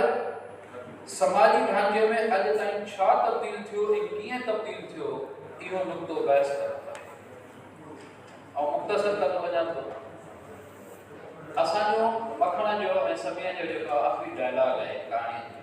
असांजी मायूं वीचारियूं असांखे चवंदियूं आहिनि त पुट उन्हनि बगलनि ॾांहुं कॾहिं न वञिजो उहे घर फोरन वणनि वांगुरु झटि किरियो माउ जी दूर रस जिगार या वक़्त सां गॾु हासिलु थियल तजुर्बो या मुशाहिदो जेके हलण छोकिरियुनि खे रोके छॾियो त मखण जो डायलॉग तॾहिं बि असीं उन्हनि काक महिलातुनि जा ख़्वाब लहंदियूं आहियूं असां रोकियूं आहियूं न इहो हिकिड़ो नफ़्सियाती छेद करे थो इहा ग़ैर बुनियादी तौर ते दबियल ख़्वाहिशुनि जी हासिलात आहे जेकॾहिं उहे जल्द यकीन ते सॻे में बदिली वञनि थियूं नफ़्सियाती तौर ते ॿई किरदार पंहिंजी ख़्वाहिश जी हासिलात लाइ जतन कनि था हासिल थियण खां पोइ ताक़तवर लाइ जिस्म पालू थो गोश बढ़ी वञे थो साॻे वक़्तु समय जहिड़े किरदारनि लाइ पंहिंजी हया या वफ़ादारी साबित करण लाइ समुंड सतुरपोश बणिजी वञे इहो त हिकिड़ी कहाणी आहे ॿियो वरी जी कहाणी आहे नागा निंड न कनि जेका उन कराचीअ जे ख़ासि तौर ते पसमंज़र लिखी आहे आउं सम्झां थो त कहाणी हिकिड़ी वॾी डिबेट अॼु घुरे थी असांखां छाकाणि त पोइ केतिरनि ई कहाणी जो जेको बुनियादी सब्जेक्ट आहे मौज़ू आहे उहो कल्चरल स्टडीज़ आहे ऐं असां वटि घणे माने कल्चरल स्टडीज़ ते कमु न थियो त समाज जे अंदरि जॾहिं ॿियूं सकाफ़तूं ॿिया कल्चर ऐं ॿियूं सिविलाइज़ेशन ऐं तहज़ीबूं जॾहिं दाख़िल थींदियूं आहिनि ऐं उनखे दाख़िल करण खां असां कंहिं बि तौर ते रोके नथा सघूं छाकाणि त उनजो सिधो सो तालुक़ु इकोनॉमीअ सां आहे ऐं इकोनॉमीअ जे ई बुनियाद ते उनखे उनजा ॿिया टूल इस्तेमालु कया वञनि था मज़हब जो बि इस्तेमालु कयो वञे थो सियासत जो बि टूल इस्तेमालु कयो वञे थो त उहा जेका सॼी इकोनॉमी जे बुनियाद ते जेको कल्चरल चेंज अचे थी सिविलाइज़ेशन जी चेंज अचे थी उन सॼे चेंज जे अंदरि शयुनि खे कीअं ॾिसणु घुरिजे ऐं कीअं ॾिसणु न घुरिजे ऐं कीअं क़बूलु करणु घुरिजे या कीअं न क़बूलु करणु घुरिजे ऐं उनजी असलियत खे जेकॾहिं असां त उन नुक़्ते ते वेहूं जीअं अलीअ जे नागा निंड नखनि में असांखे जेकॾहिं असां ईअं पढ़ूं था त पहिरीं असांखे थोरो इहो महसूसु थिए थो त ॼण त अली हिकिड़ी नास्टल्जिया जो शिकार थी वियो आहे कहाणी जिथे माना इहो कहाणी खे अॼु जे नौजवान खे जॾहिं असीं अलीअ जी कहाणी पढ़ायूं असां जेके ख़ुदि यूनिवर्सिटी में पढ़ायूं था त अॼु अलीअ टीन एजर स्टूडेंट खे डिजिटलाइज़ दौर में साईं वेठो आहे डॉक्टर साहब नज़र साहब ॿिया दोस्त वेठा आहिनि त असां उन दौर में जॾहिं असांखे उन नौजवान खे इहा कहाणी पढ़ायूं त उहो असांजा इहो सुवाल ज़रूरु उथारींदो त इहा जेका कल्चरल चेंज आहे अली इहा पुराणे दौर जो लेखक आहे जेका उन ॻाल्हि ते उते ई बीठो रहियो आहे असां वटि उनजो जवाबु छा हुजंदो इहो सुवालु अॼु जे नौजवान जो सुवालु जेको असांजे आॻो अचे थो इहो सुवालु इहो असां जे पूरे समाज जे अंदरि आउं सम्झां थो सभिनी ॻाल्हि जेको इंटेलेक्चुअल्स जेके आहिनि उन्हनि सभिनी खे इन नुक़्ते ते बहस करणु घुरिजे ऐं इन शइ खे सम्झणु घुरिजे त असां सकाफ़त कल्चर सिविलाइज़ेशन छा खे था चऊं जेकॾहिं उहा बीठल आहे त पोइ इहो केरु थो चए त हीअ जेका सकाफ़त अॼु सिंध जी आहे इहा केतिरा सौ साल पुराणी आहे? 500 साल, 1000 साल, 1500 साल, 2000 साल। तारीख़ केतिरी पुराणी आहे असां वटि, उहा केतिरी महफ़ूज़ आहे, ऐं उनजा सोर्स कहिड़ा आहिनि असां वटि जेके असीं यकीन करे वठी वठंदासीं। त इहो हिकिड़ो पूरा बहस आहे। अलीअ जी कहाणी इहा या इहे जो ॿियूं केतिरियूं कहाणियूं जंहिंमें हुन इन्हनि सभिनी ॻाल्हियुनि खे पेश कयो आहे। ऐं अलीअ जो इहो पॉज़िटिव पासो आहे। ऐं नथो चाहे त असीं हुनजे कहाणी ते तनक़ीद नथा करे सघूं, असांखे भरपूर तनक़ीद करणु घुरिजे, छाकाणि त उन मां हुनजो घर ऐं हुनजो जेको मक़सदु उहो वाज़ह थींदो ऐं असां पंहिंजे नौजवाननि सां मिलाए सघंदासीं। पर अलीअ जी जेका कहाणीअ जो जेको पॉज़िटिव पासो इहो आहे त हुन पंहिंजे दौर जे हालतुनि में तब्दील थींदड़ हालतुनि खे महफ़ूज़ कयो, फिक्शनाइज़ तौर ते फिक्शनाइज़ कयो आहे, ड्रामाटाइज़ कयो। असां वटि तारीख़ जा जेके फ़ारसी अरबी ऐं जेके लाइब्रेरी में दर्ज कयल तारीख़ जा जेके रवाजी किताब आहिनि असां उनजी तारीख़ था सम्झूं, पर फिक्शन राइटर जेको आहे सो शाइर उहे पंहिंजे दौर जा वॾा तारीख़दार आहिनि जेके पंहिंजे दौर जे हालतुनि खे हसासियत सां ऐं सचाईअ सां ऐं उनजी असलियत खे उहे महफ़ूज़ कनि था। अली पंहिंजे दौर में जेको पूरो हिकिड़ो 40-50 साल जे खां पोइ हिकिड़ी पूरी जनरेशन, नई जनरेशन अॼु अची वई आहे असां खां। उन नई जनरेशन खां अॻु जेको कुझु हिते थियो आहे, कल्चरल तब्दीली जेका चेंज आई आहे हिन 70-80 साल जे टाइम पीरियड जे अंदरि, उन सॼे इन्वायरमेंट खे अली जेको आहे सो तमामु ईमानदारी ऐं सचाईअ सां महफ़ूज़ करे सघियो आहे। ऐं उनजे महफ़ूज़ करण जो जेको ज़रियो आहे सम्झां थो त जेकॾहिं अली असां वांगुरु थधनि कमरनि में वेही रहिया, ऑफिसुनि में वेही रहिया, क्लासरूमनि में हली ॻाल्हाए वञे हा त शायदि अली उन सॼे दौर जे हक़ीक़तुनि खे महफ़ूज़ न करे सघे। अली जो हिन सॼे दौर उन सॼे दौर ऐं सॼी सकाफ़ती इल्मी ऐं जेका इकानमी तब्दीलियुनि ऐं जेके टूल्स खे महफ़ूज़ करण जो सबबु इहो ऐं जंहिं करे सघियो त अली सैलानी हुयो, सिंधवाद हुयो, हर उन माण्हूअ खे पसंदि कयो, हर उन तबिके, हर उन क्लास, उहो चोर आहे, उहो धाड़ेल आहे, उहो ॾाओ आहे, उहो दानिश्वर आहे, उहो इंटेलेक्चुअल आहे, उहो सियासतदान आहे, उहो मज़हबी आलिम आहे, केरु बि आहे, एक्स बि आहे, हर उन माण्हूअ सां अलीअ खे अली उन सां गॾु वेठो, उनखे ॾिठो, अली उन सां गुफ़्तगू डायलॉग कयो, उनखे सम्झो ऐं इहा ई हिकिड़े असुल ऐं सचे हिकिड़े राइटर ऐं लेखक जी निशानी आहे। तव्हां सभिनी वॾी महिरबानी दर साईं शौकत हुजण साहिब जिन खे अली बाबा सां पंहिंजा इज़ार महिरबानी साईं मिटाई जे सफेद सां त लॾे विया लोहार कोन्हे घोड़ा को कुड़ में, लॾे विया लोहार कोन्हे घोड़ा को कुड़ में, संदाननि तां सैयद चए लथी पुत्र कर हार, उन्हीअ किरक मंझ लाल कीअं था चिड़कनि चित। अली बाबा जी यादि हुजे या मोहन जो दड़ो जी यादि हुजे, इहे ॿई जेकॾहिं कंहिं किड़क ॾिठी आहे ऐं उन लार जो अंदाज़ो आहे त उहे असांजे चित में ईअं ई हलनि था। थोरी कचहरी बोर बि लॻे पई, हुन में अली बाबा जो हिकिड़ो मूंखे डायलॉग मोहन जो दड़ो मां यादि थो थिए, उहो तव्हांखे ॿुधायां। चवनि था त जवानी जादू आहे,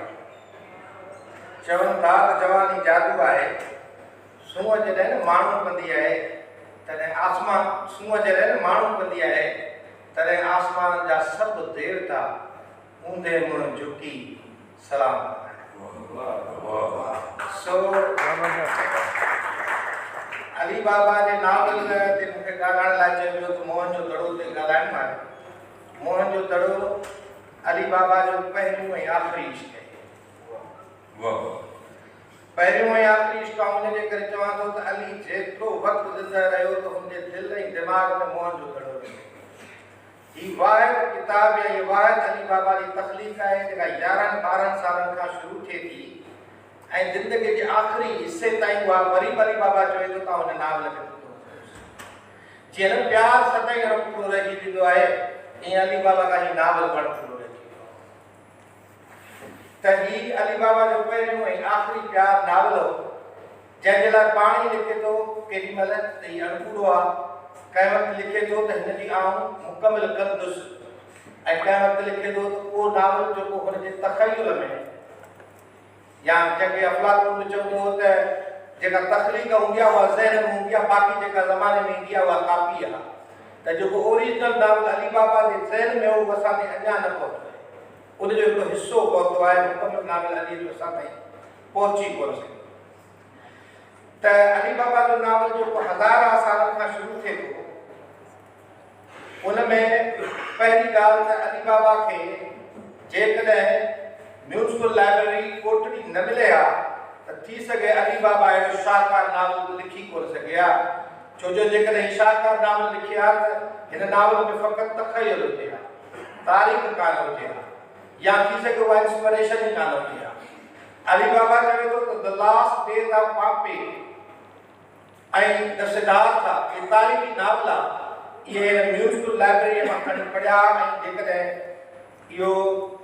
आगाह नावलिस्ट आहे या सर वॉल्टर स्कॉट जो नावल हिस्टोरिकल नावल जेको तारीख़ी नावल हूंदो आहे, उनजो जेको फादर आहे उहो सर वॉल्टर स्कॉट आहे। तक़रीबन 1836 ताईं उनजो दौर हले थो, 1770 खां। इन दौर में यानी तारीख़ी नावल पैदावारी 18वीं सदी जे आख़िर जी ऐं 19वीं सदी जे इब्तिदा जी आहे। त उहो सर वॉल्टर स्कॉट चयो न त को धरतीअ ते माण्हू अहिड़ो आहे जेको न चवे breathes there a man who says nay this is not my land। छा अहिड़ो माण्हू आहे जेको चवे त हीअ मुंहिंजी धरती कान्हे। त धरतीअ सां उन माण्हू जी मुशियत सर वॉल्टर स्कॉट ईंदी या म्यूनिसिपल लाइब्रेरी कोटड़ी जंहिंसां अली बाबा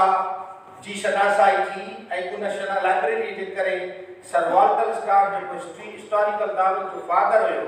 उन सां अली बाबा जी शनासाई थी। ऐं वॉल्टर स्कॉट खां पोइ गुलबर्ट लिटन जहिड़ो जंहिं द लास्ट डेज ऑफ पाम्पे जेको हो जेको जंहिं जूलियस सीज़र सां जंग कई, जूलियस सीज़र खां अॻु में जेको बादशाह हूंदो हुयो रोम जो, उहो पाम्पे जी ग्रेट हुयो। उन जे लाइ उन ते हुन जेको आख़िरी ज़िंदगी ते नावल लिखियो अली बाबा, उहो उन 12-13 साल जी उमिरि में उहो नावल पढ़ियो। ऐं उन खां पोइ जेको सिद्धार्थ का नावल यानी इंसान जी ज़िंदगी ते पढ़णु बुद्ध ॾिठ ऐं शुद्ध अमल कंदी आहे। बुद्ध जेको बुद्ध जी ज़िंदगी जा ॿ हिसा, पहिरियां हू ॿुधो, उहो जॾहिं शुद्ध आहे त सिद्धार्थ थियो। त ईअं ई अली बाबा वटि हीअ पहिरीं बुद्ध हुई, ॾिठ हुई, पर जॾहिं उन्हनि नावलनि सां अली बाबा जी आशनाई थी त उहा शुद्ध बि थी वई ऐं अॼु असांजे हथनि में ई नावल आहे। हाणे चवंदा आख़िर हिन नावल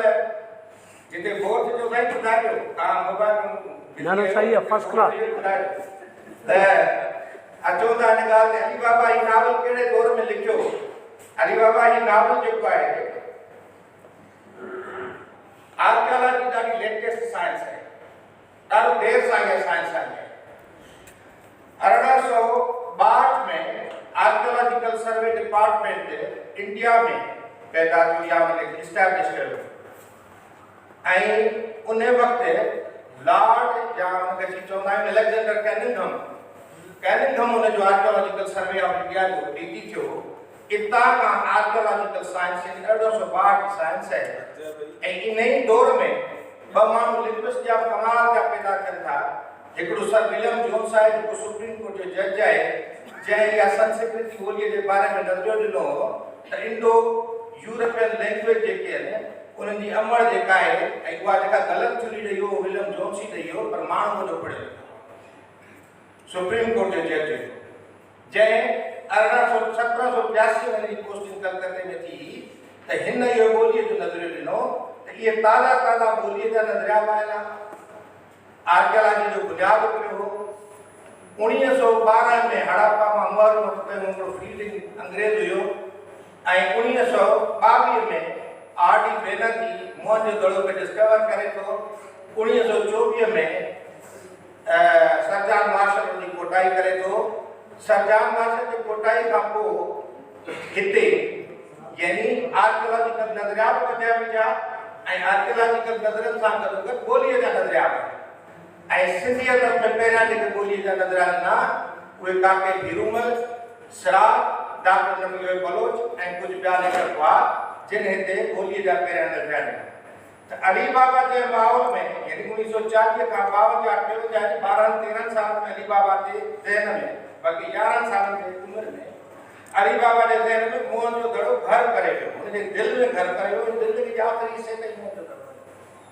तो इहो माहौल हो बोलिए जा नजरिया आर्कियोलॉजी का नजरिया आर्कियोलॉजी की स्टडी या मुसलसल अली बाबा के असर करे रही हाणे चवंदा तारीख़ी नावल छा इहो हुयो माहौल जंहिं अली बाबा जे ज़हन ते असर कयो जेको आख़िर में हलंदो रहियो जेको अली बाबा उन किरक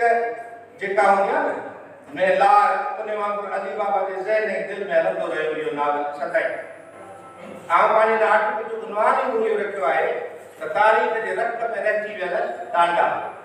पोइ अलीअ खे जेके तारीख़ जे रख मां रहिजी वियल जेके टांडा हथ आया उहे अलीअ जे नावल में अलबत्ता अणपूर्ण नावल है या नावल जो पहिरियों हिस्सो आहे जे अलीअ खे ज़िंदगी मिले हा थी सघे नावल सां मुकमल ॾिसूं हा या उहो नावल सां पढ़ूं हा जेको अलीअ जे ज़िंदगी जो दिमाग़ में हुयो जेको हुनजे तख़य्युल ऐं तसव्वुर में हुयो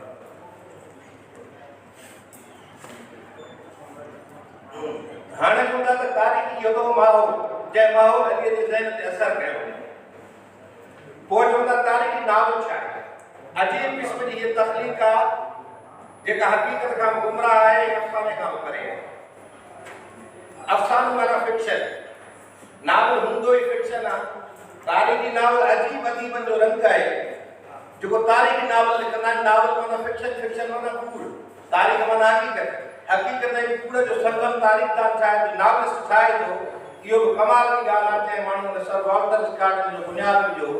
त तारीख़ ऐं हक़ीक़त जो बुनियादु कीअं पवे केॾांहुं मरियम जो केॾांहुं नंढो हलाया केॾांहुं तारीख़ केॾांहुं फिक्शन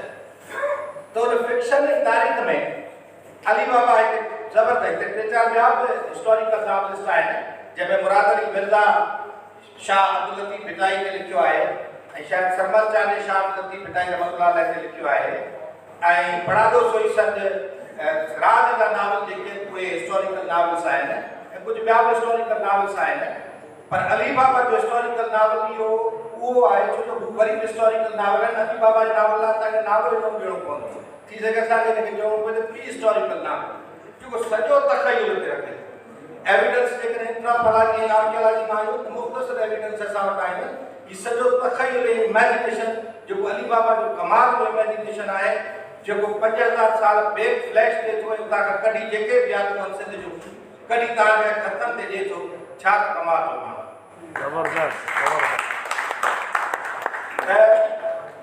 इहो हिस्टोरिकल नावल जो हूंदा तारीख़ ऐं फिक्शन जो यानी फैक्ट एंड फिक्शन हक़ीक़त ऐं कूड़ जो संगम हूंदो आहे ॿिनि नामुमकिन शयुनि खे तारीख़ नावलिस्ट मिलाई अली बाबा हिन में छा कयो आहे तारीख़ मुंहिंजे दड़े जी आहे जेका असर वटि इहे माण्हू पिया विल्किंस हुयो कैनिंगम हुयो सर जॉन मार्शल हो आर.डी. बैनर्जी हुयो मौजमदार हुयो एतिरा माण्हू हुया या लैंग्वेज में नज़रिया ॾिना उहे हुआ उन वक़्तु जेके अंग्रेज़नि जे लैंग्वेज जा नज़रिया आया उहे हुआ इहे सभु जेके चया उहे अली बाबा जे ज़हन ते घर जॾहिं कयूं त हीउ नावल सम्झो हाणे आहे त तारीख़ फैक्ट हिकिड़े पासे अली बाबा फैक्ट पढ़ी आहे जॾहिं एंथ्रोपोलॉजी आर्कियोलॉजिकल फैक्ट्स पढ़ियूं आहिनि ॿिए पासे उनजी फिक्शन यानी इमेजिनेशन आहे तख़य्युल आहे जेके असां चऊं था उनजी कमाल जी उॾाम आहे उन सां मिली करे नावल जॾहिं हज़ार सालनि खां शुरू करे थो त हुन में मर्कज़ी किरदारु जेको आहे उहो महावेद जे खणे अजीब ॻाल्हि अथव त हिते जेको आहे असां वटि वेद आहे ऐं साम्हूं जेकॾहिं उनजो उपतो हूंदो आहे त उहो देव हूंदो आहे त जेको न विलियन आहे उहो देवदास आहे यानी देव जो दास आहे ऐं जेको हीरो आहे उहो महावेद आहे उन महावेद जो सफ़र जो इमेजिनेशन जे बुनियाद ते कराए थो उहो ढगे जे पुठीअ ते महावेद जो सफ़र आहे यानी जेकॾहिं वेद पियो आहे अॼु त उहो ढगे जे पुठीअ ते पियो आहे मुंहिंजे दड़े जी वॾे में वॾी निशानी उहो ढगो आहे जंहिं वेद वाह उन खां पोइ चवंदा असां वेद कितां खां शुरू थी हीरो महावेद आहे हुनजी जेका हीरोइन थिए थी या महबूबा जेका थिए थी उहा शेवा देवी या शेवा आहे उहा हुनजी महबूबा थिए थी ऐं इहो उन दौर जी शादी ॾेखारे थो उन दौर जो रस्मूं ॾेखारे थो उन दौर जी जंग बि ॾेखारे थो त उन दौर जी मोहबत बि ॾेखारे थो। जीअं त नावल मूंखां हिते आर्टिस्ट माण्हू वेठा आहिनि ऐं डायरेक्टर ऐं प्रोड्यूसर बि वेठा आहिनि। ड्रामे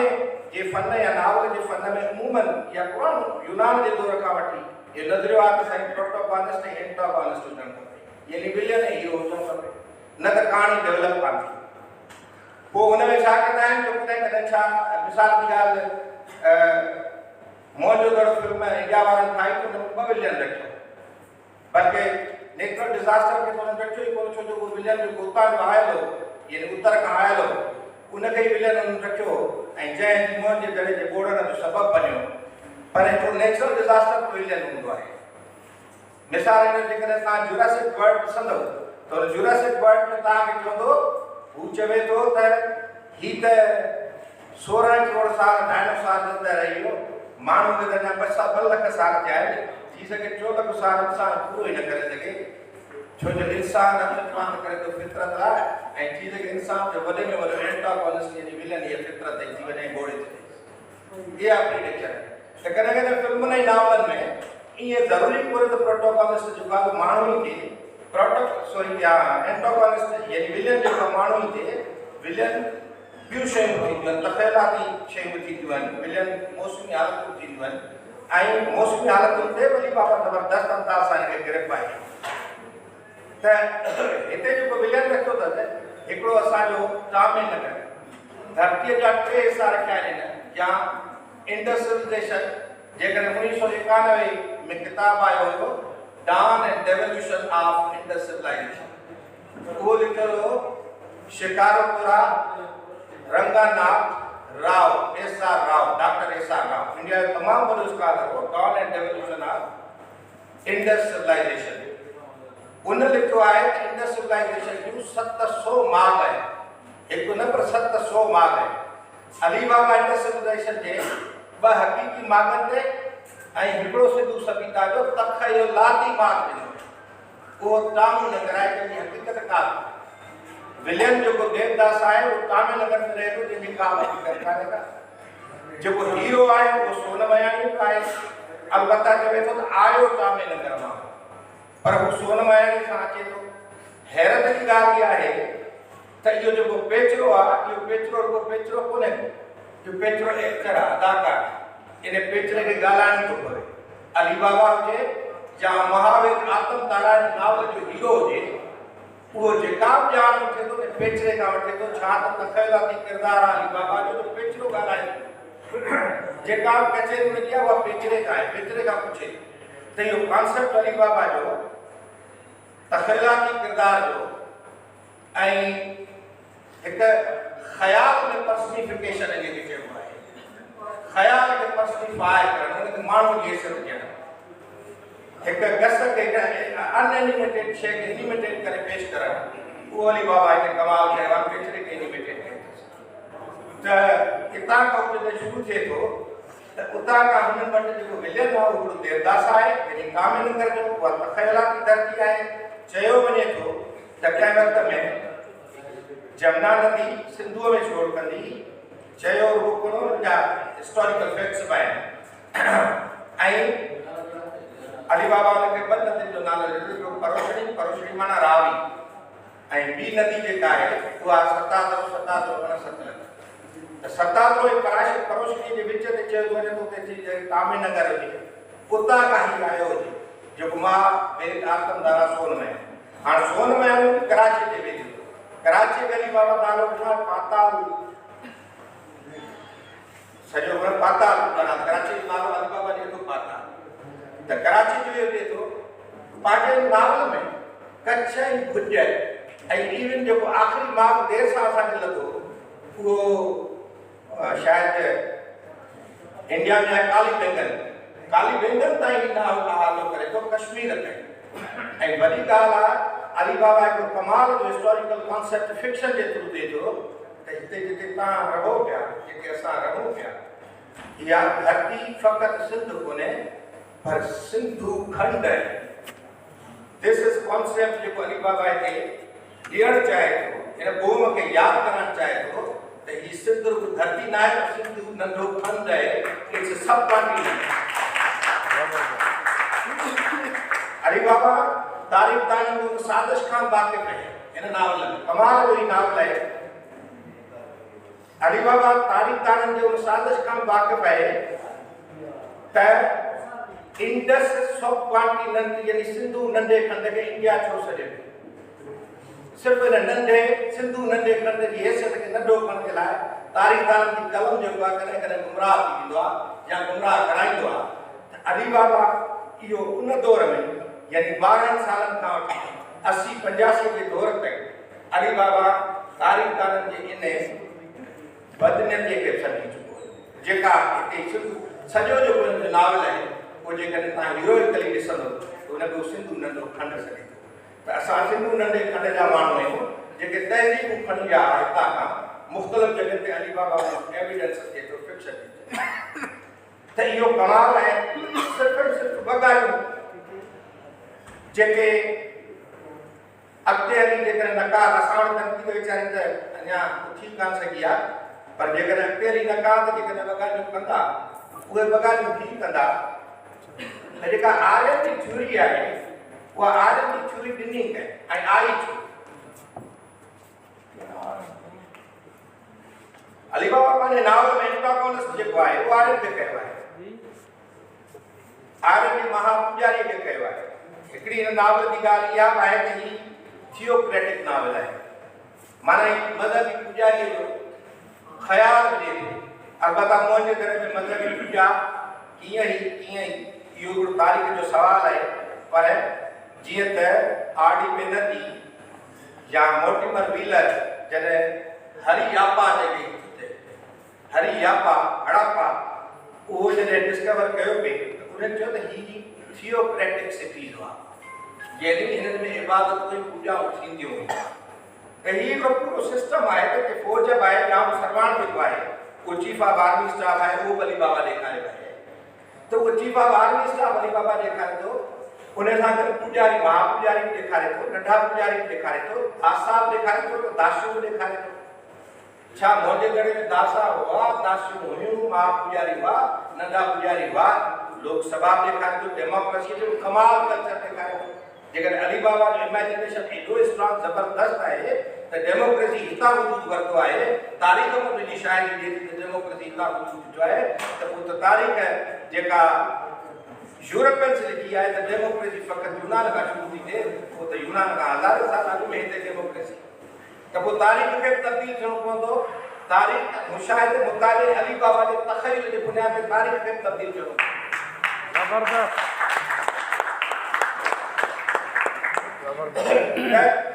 प्रोटोकॉलिस्ट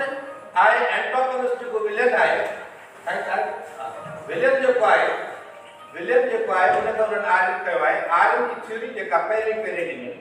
ॿ माण्हू हुआ हिकिड़े माण्हू जो नालो हुयो उहो हुयो तक़रीबन 1680 जो माण्हू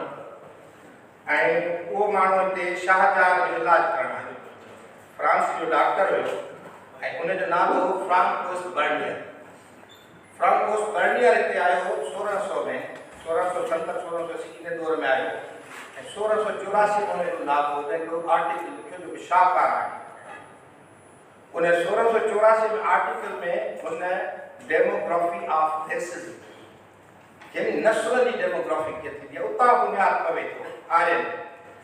उन खां पोइ जेको ॿियो माण्हू अचे थो उहो फ्रांसिस जो डॉक्टर आहे ऐं हिन थोरी लाहौर लिखियो आहे त मूंखे जेको थोरो ईअं चर्चो कराईंदा हलूं चए थो त मूंखे कश्मीर जे छोकिरनि खां लाहौर जी छोकिरियूं तमामु घणियूं वणियूं उन आर्टिकल में लिखे थो जंहिंमें रेशियल डेमोग्राफी लिखे थो उन खां पोइ ॿियो वॾो जेको माण्हू आहे उहो आहे कॉन्टे जोसेफ आर्थर डी गैलिलियो इहो 1840 में पहिरियों माण्हू आहे जंहिं रेशियल डेमोक्रेसी या साइंटिफिक रेसिज्म साइंसी बुनियाद ते नस्ल परस्ती इन माण्हू खे ऐं इन थ्योरी ऑफ आर्यन्स ॾिनी हाणे चऊं था इन एंटोगोनिस्ट या पेर खणूं था जेको अली बाबा एंटोगोनिस्ट या विलियन ॾिनो आहे उन विलियन इहो विलियन तख़य्युलाती आहे उन विलियन जे बारे में डॉक्टर एम्बेडकर चवे थो भीमराव अम्बेडकर वॾो माण्हू आहे वो चए तो 3 उसूलनि जे बुनियाद ते इहो विलियन रद्द आहे हिकिड़ो त जेके इंडिया में स्क्रिप्चर्स आहे माना वेदन खां वठी करे महाभारत, पुराण, रामायण, गीता जेतिरा बि आहिनि उन्हनि में किथे इन जग जो ज़िक्र ई कोन थो आया हज़ार साल जा असांजा किताब शायदि कोन था यूरोप जा फ्रांस, जर्मनी, अंग्रेज किथां शायदि कनि ॻाल्हि न थी आया यानी आया हुया ई कोन। ही हिकिड़ो अजीब ॻाल्हि आहे मतिलबु त उन खां पोइ इहा ॻाल्हि थो करे त भई उहे आर्यन में जॾहिं बि माण्हू लॾे ईंदो आहे त ही डॉक्टर अम्बेडकर चवे थो त इंडिया जा सैयद जेके आहिनि उहे पंहिंजे काबे खे अॼु बि रोईंदा यादि कंदा आहिनि 1400 साल खां पोइ हज़ार साल खां पोइ यहूदी अॼु बि यरूशलेम खे यादि करे रोअनि था ऐं पिटनि था त असांखे अबान ॾाढो घर इहो आर्यन खे पंहिंजो माण्हू घर यादि ई कोन आहे। उहो चए थो निठे वरी कमाल जी ॻाल्हि करे थो उहो चए थो त असांजा अबा आर्या जिन था पहिरियों मदद दुनिया खे ॾिनो ऐं मदद इंसान जी तबाही इहो वरी निठे चयो। पर तारीख़ ख़ुदि हिकिड़े अफ़साने ते पई लिखिजे ऐं अफ़सानो न तारीख़ लिखल नाटक नावल लिखणु अमीराणो शौक़ु आहे। अदब जी तारीख़ ते असां नज़र फेराईंदासीं त हुमर खां वठी कालिदास ताईं, शेक्सपियर खां वींदे शाह रशीद ताईं, गोइटे खां वींदे टॉलस्टॉय ताईं ऐं टैगोर ताईं सभु अमीराणा ॿार हुआ। ॻाल्हि बि हिकु नवाब जो ॿारु हो। पोइ मां ग़रीब जो ॿारु इन कम में कीअं टुटी पियुसि। अली बाबा जो असुल नालो अली रिंद हो। हू अदब दुनिया में अली बाबा जे नाले सां यादो ऐं सुञातो वेंदो हो। अली बाबा जे वालिद जो नालो मोहम्मद रमज़ान, जंहिंजो असुल ॻोठ नाड़ी बलोचिस्तान जेको अॼु जो गुज़रार आहे, जितां संदसि वॾा 1940 दारे पहिरीं सेवण ऐं पोइ लड़े जी कोठड़ी में आबाद थिया। पाण अदब जी दुनिया में 1965 में पेर पाता आहिनि, जंहिं वक़्तु संदसि उमिरि सिर्फ़ु 12 साल हुई। संदसि कलाम 51 साल अदब जो ॻोल्हियो कंदड़ रहियो। संदसि लिखण में कहाणी ऐं तारीख़ी नावल शामिल आहिनि। हमेशह गुरबत में खाईंदड़ अली बाबा जे फन ऐं फ़िक्र जो मुतालो कजे त हिन तकलीफ़कार जा अक्सर किरदार गुरबत में जकड़ियल, उतरियल ऐं ओहियल तबिके जी नुमाइंदगी कंदा रहिया। अली बाबा वटि ॿोली, तारीख़, तहज़ीब, तमदन, सियासी ऐं समाजी हालतुनि जो कूड़ो इतिहास हूंदो हो ऐं अली बाबा पंहिंजी ॿोली में जेका कहाणियुनि में ऐं नावलनि में हुन इस्तेमालु कई, ड्रामनि में ऐं डिक्शन सबबि हिकु अलॻि शनाख़्त रखे थो। हू मशहूरु नाटकनि जे करे थियो, पर उन्हनि जो बुनियादु बि के कहाणियूं हुयूं। संदसि कहाणियुनि जे मजमूए धरती ॾिंगण 1983 में छपियो, जंहिंमें संदसि 18 कहाणियूं ॾिनल आहिनि। अंदाज़नि 200 खां मथे कहाणियूं लिखियल अथसि। हिन मजमूए में जीवन कोई झूठो जे अनवान सां हिकु कहाणी आहे, जंहिंमें लफ़्ज़नि जी मौसीक़ियुनि सां रोमांस जो नक्शो चिटियो वियो आहे।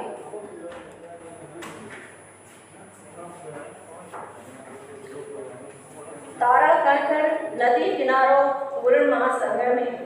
नशे में ढुकियल रात, कारा कारा बादल, बंब वार, सपननि जी राणी। ये कहाणी अकहानी सल आहे। हिन कहाणी में आम्हूं साम्हूं जा मुतनफ़ जुमिला कहाणी बनाइनि था, पर उन में आम कहाणी वारी पखेड़ ऐं किरदार असांखे नज़र नथा अचनि। इन्हनि जो को बि अमल कोन्हे। ख़ात्मो ईअं थियो, चंड घुरे थो, नेण टिमनि था,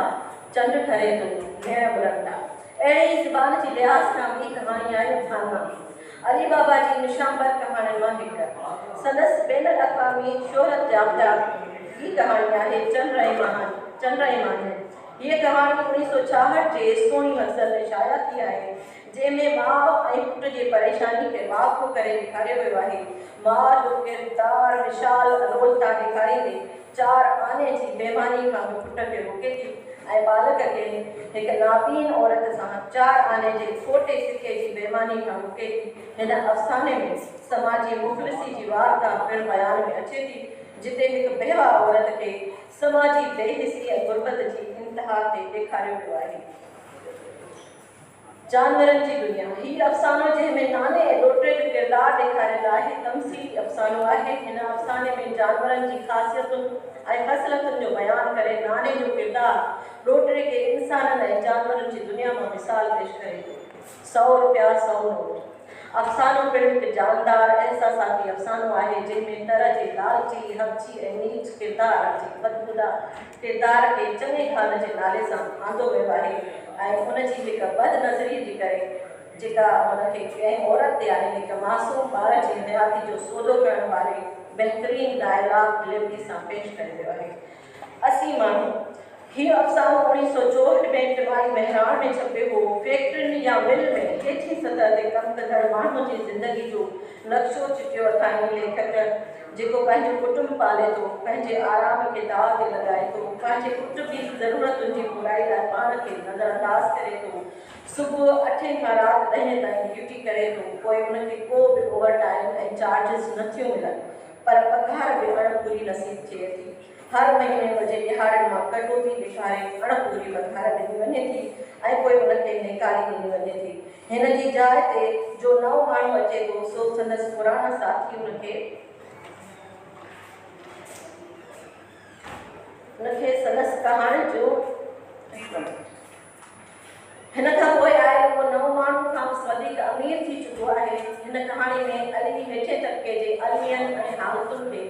ऊढ़ाईअ सां पेश कयो आहे। संदसि कहाणियूं उत्तरादी ऐं ओलही सिंध जे ॿोली जो मौज़ियाती लिहाज़ सां निशानबर कहाणियूं आहिनि जिन जो को बि मट ऐं सानी न आहे। उहे समूरियूं कहाणियूं उन दौर जे किरदारनि जो न सिर्फ़ु उञाण बणिजी ज़िंदा आहिनि, उन्हनि में ॿुधायल ॿोली किरदार ऐं माहौल अॼु बि ज़िंदा आहे ऐं हिकु दफ़ो ॿीहर कर खणी अॼु जे समाज जे कंट्राडिक्शन्स में नुमाइंदगी कनि पिया।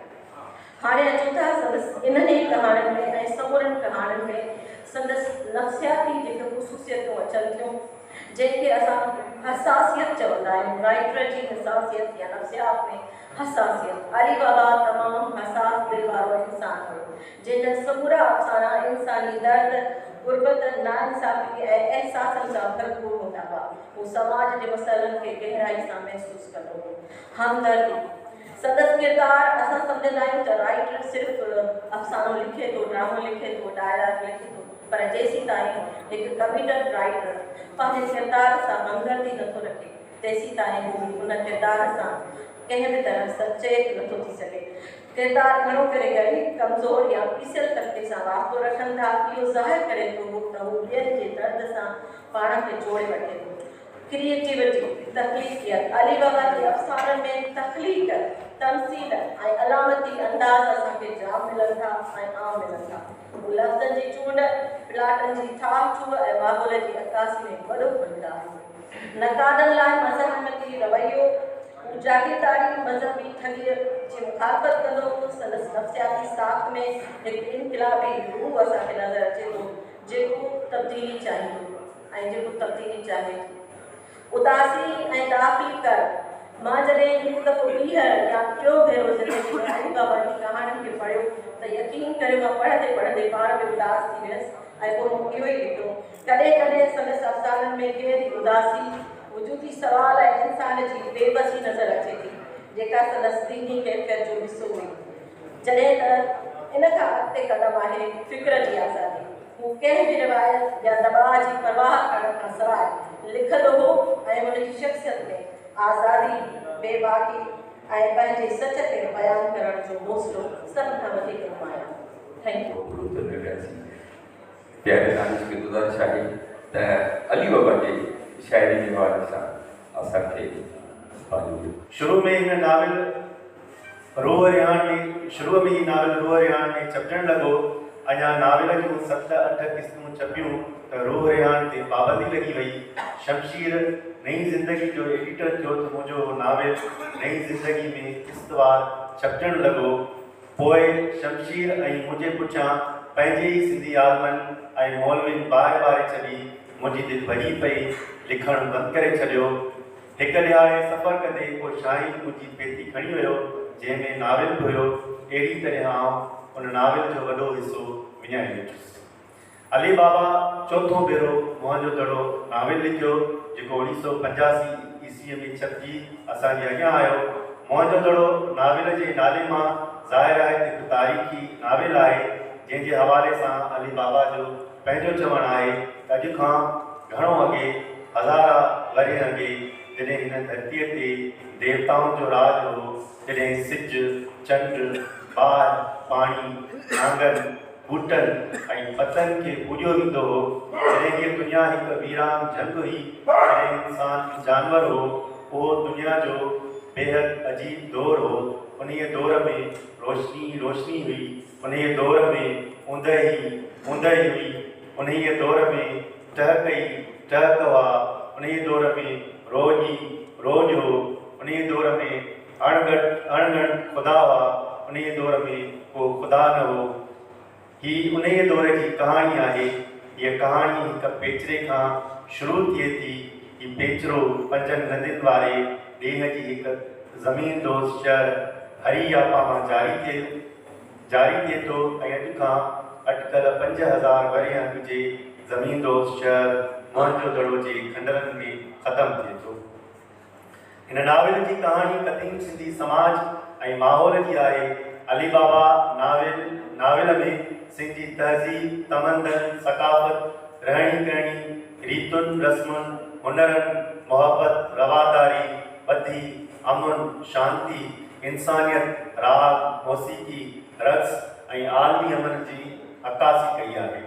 अली बाबा नाविल में जिते अमन ऐं अहिंसा जी ॻाल्हि कई आहे, उते पंहिंजी धरतीअ जे बचाव लाइ मज़ामत बि ॾेखारी आहे। छो त कंहिं बि इंसान जी पंहिंजी धरतीअ सां मोहबत हिकु फितरी जज़्बो आहे ऐं जॾहिं को बि धारियो संदसि धरतीअ ते काहे अची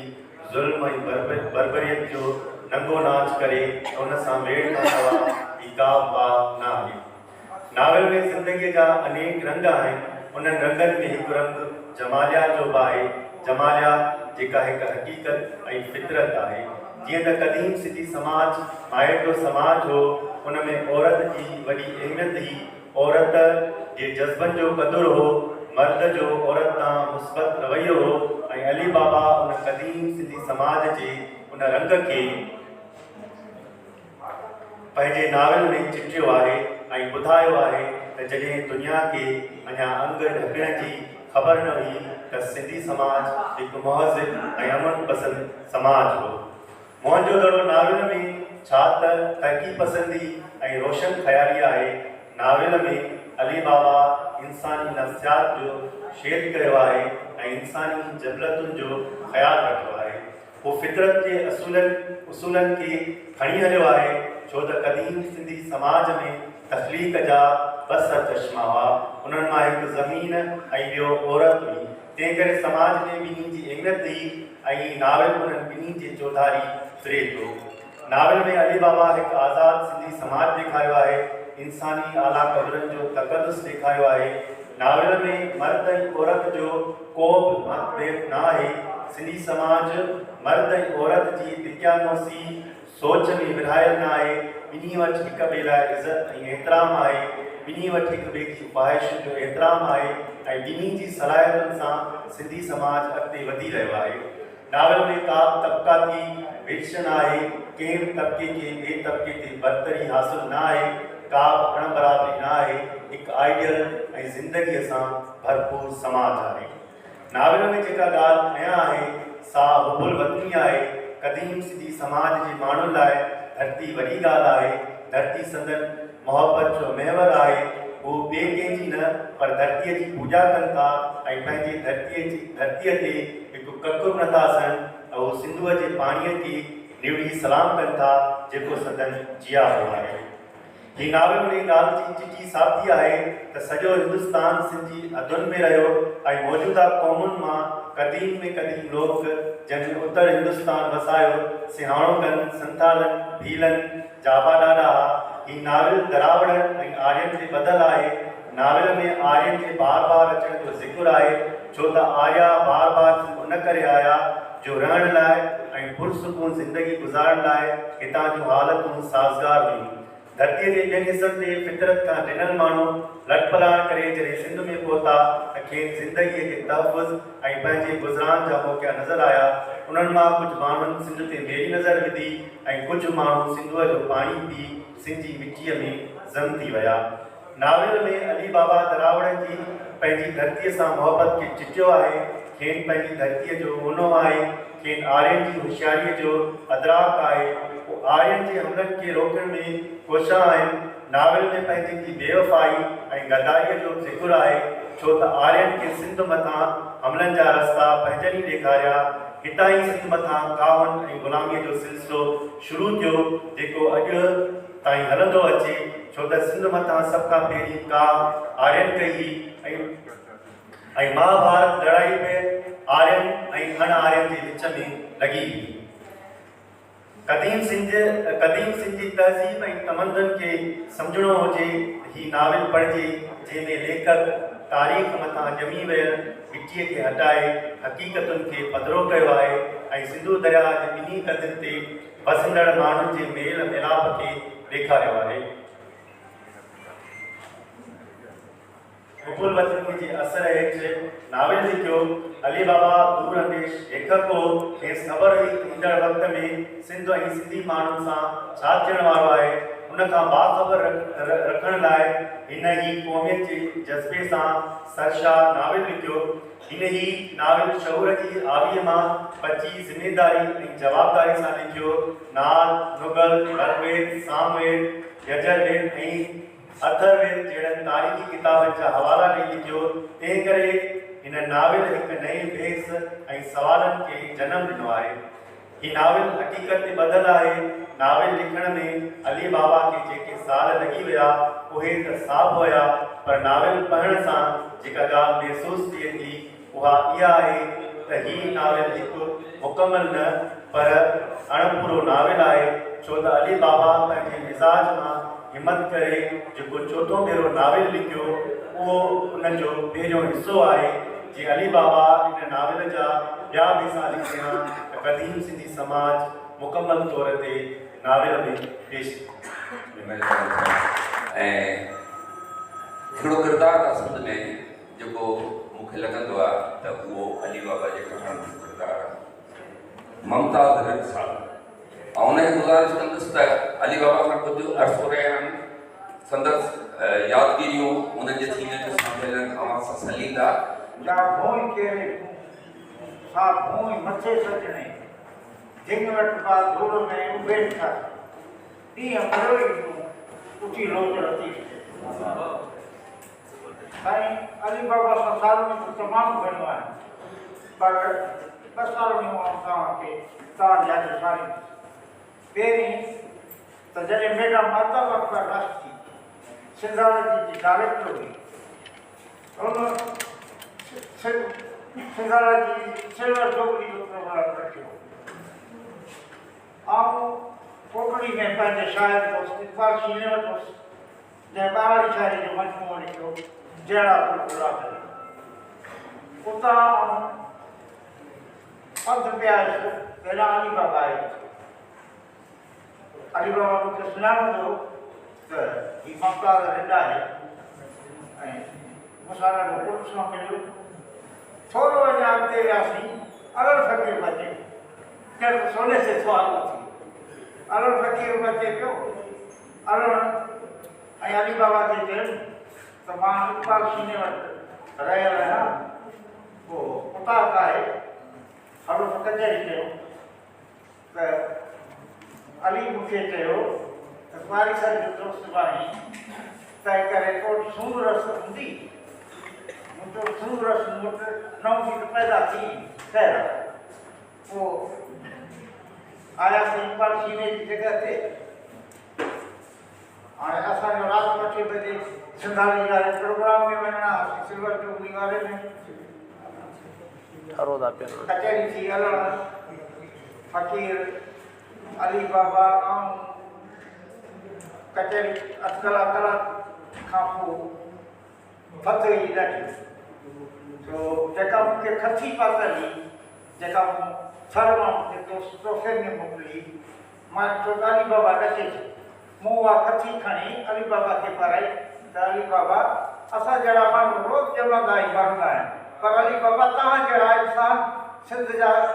एॾा सचा सपूत पुट कॾहिं कॾहिं ॼमंदा आहिनि हे तव्हां पायो ऐं ईअं आहे सही आहे। पोइ जॾहिं मूंखे इहा खथी पाराई त ख़ुशि थियो ॾाढो। पोइ मूं चयो हाणे अली बाबा बेटा माता वक़्तु राष्ट्री जो सॾा सिंधारा जी में हल चई आराम कोन हलंदो। मूं चयो छो? चई आराम रे सॼो न वेंदो आहे, मूंखे सॼो न वेंदो तंहिं करे आऊं रे सॼो न हलंदुसि, बसि तव्हां वञो। इलाही राति सरकार खां पोइ राज़ी थियो चङो ठीकु आहे त तूं चई छो तोखे आउं न चुकाए छॾियो हलो त असां टई अलॻि फ़क़ीर ऐं अली बाबा इकबाल शीने जो ऐं पोइ अचां अॻिते थियासीं सिंधारा जी वेझी पंधु विझनि अॻिते छासी प्रोग्राम में मचण वारा सिमर जो पोइ ॾिसां त अली बाबा आहे ई कोन अली बाबा हली वियो प्रोग्राम में शरीक न थियो मां ई न थियासीं हुन में शरीक ॿियो भेरो साईं शमशेर हैदरी जॾहिं गुज़ारे वियो उन्हनि खे दफ़न करे ऐं मुंहिंजो घर हूंदो तॾहिं मलीर गुलशन कादरी मूं दोस्तनि खे सलाह कई त बाबा हाणे वापसी में मुंहिंजे घर हलो चांहि पाणी पीओ पोइ वञो नसीर मिर्ज़ा बि हो हुन में ताज जोयो हो हुन में साईं साजल बेवस जा पुटड़ा पंहिंजो सलीम ऐं नदीम हुआ ऐं पोइ अची आयासीं मुंहिंजे घर ते असद नंढो ॿार हो तॾहिं मुंहिंजो पुटु जेको हींअर नौजवान आहे साल थी वियो उहो नंढो मूं हुनखे चयो असद जी ख़िदमत कर जल्दी कर चई बाबा मूंखे आस्ते चई अॻे हिते बरोच जेके हूंदा उहे चस बस पीअंदा हुआ जाम हाणे हले थो नथो हले त मूंखे ख़बर कान्हे बाक़ी इहा आहे चई भला सिगरेट घुराए मुंहिंजो सिगरेट अची वेंदा जल्दी असल खे चयो मां सिगरेट वठी असल सिगरेट वठी आयो ॿियनि दोस्तनि मोकिलायो त रण सां मूंसां अली खे चयो यार अली तरस त पान कयो था कचे मूंखे चई यार ॻाल्हि आहे त मां नंढो मुंहिंजो पुटु आहे हिन जेको बबू ॻोठ आहे उन में बीमार आहे उनजी उण तोड़ाए मां वञा थो असर तॾहिं उनखे चयो चङा अली मां तोखे पढ़ियो आहे असांखे ॿ टे कलाक ॾींदे त मां ॾाढो पंहिंजो ख़ुशि थी वियुसि मूंखे चयो नथो वञा ऐं ॿार खे हिनखे टारे ई नथो सघां साईं तव्हां यकीन कंदो जेको माण्हू एॾो जल्दी में हो उहो टे ॾींहं रहियो असां वटि हल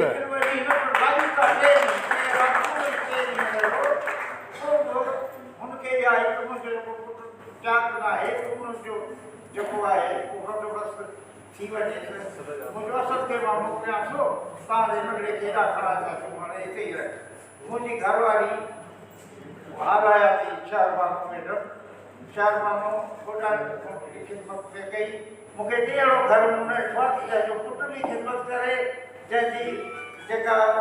तव्हांजी घरवारी असांजी भेण आहे उहा बि ख़िदमत मुंहिंजी में आहे ऐं जेका दिलि ते अची न वञा पर मुंहिंजो कचिरो बीमार आहे उन कचिरे जे करे मां वञा थो वरी वाजो आहे मुताबिक़ आऊं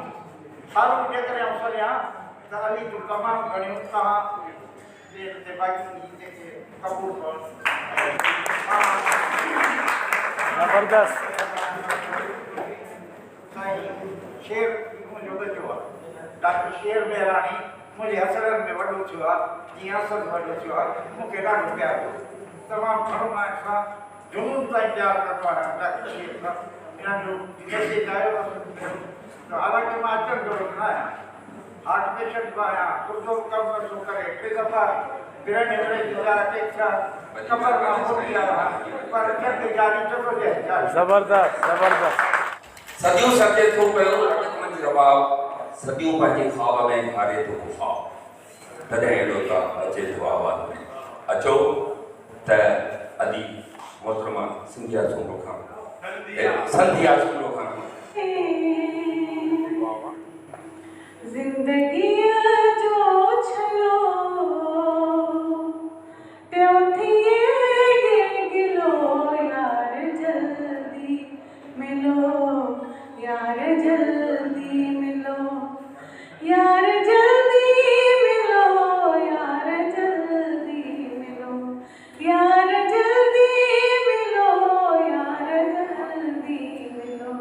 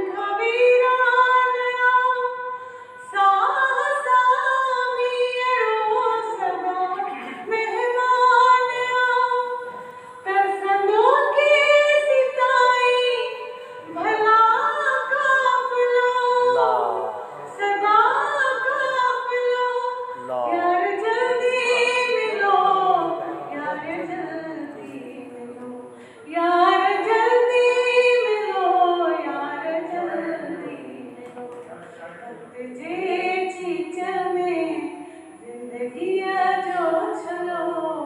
त्यो थिए गिर गिलो यार जल्दी मिलो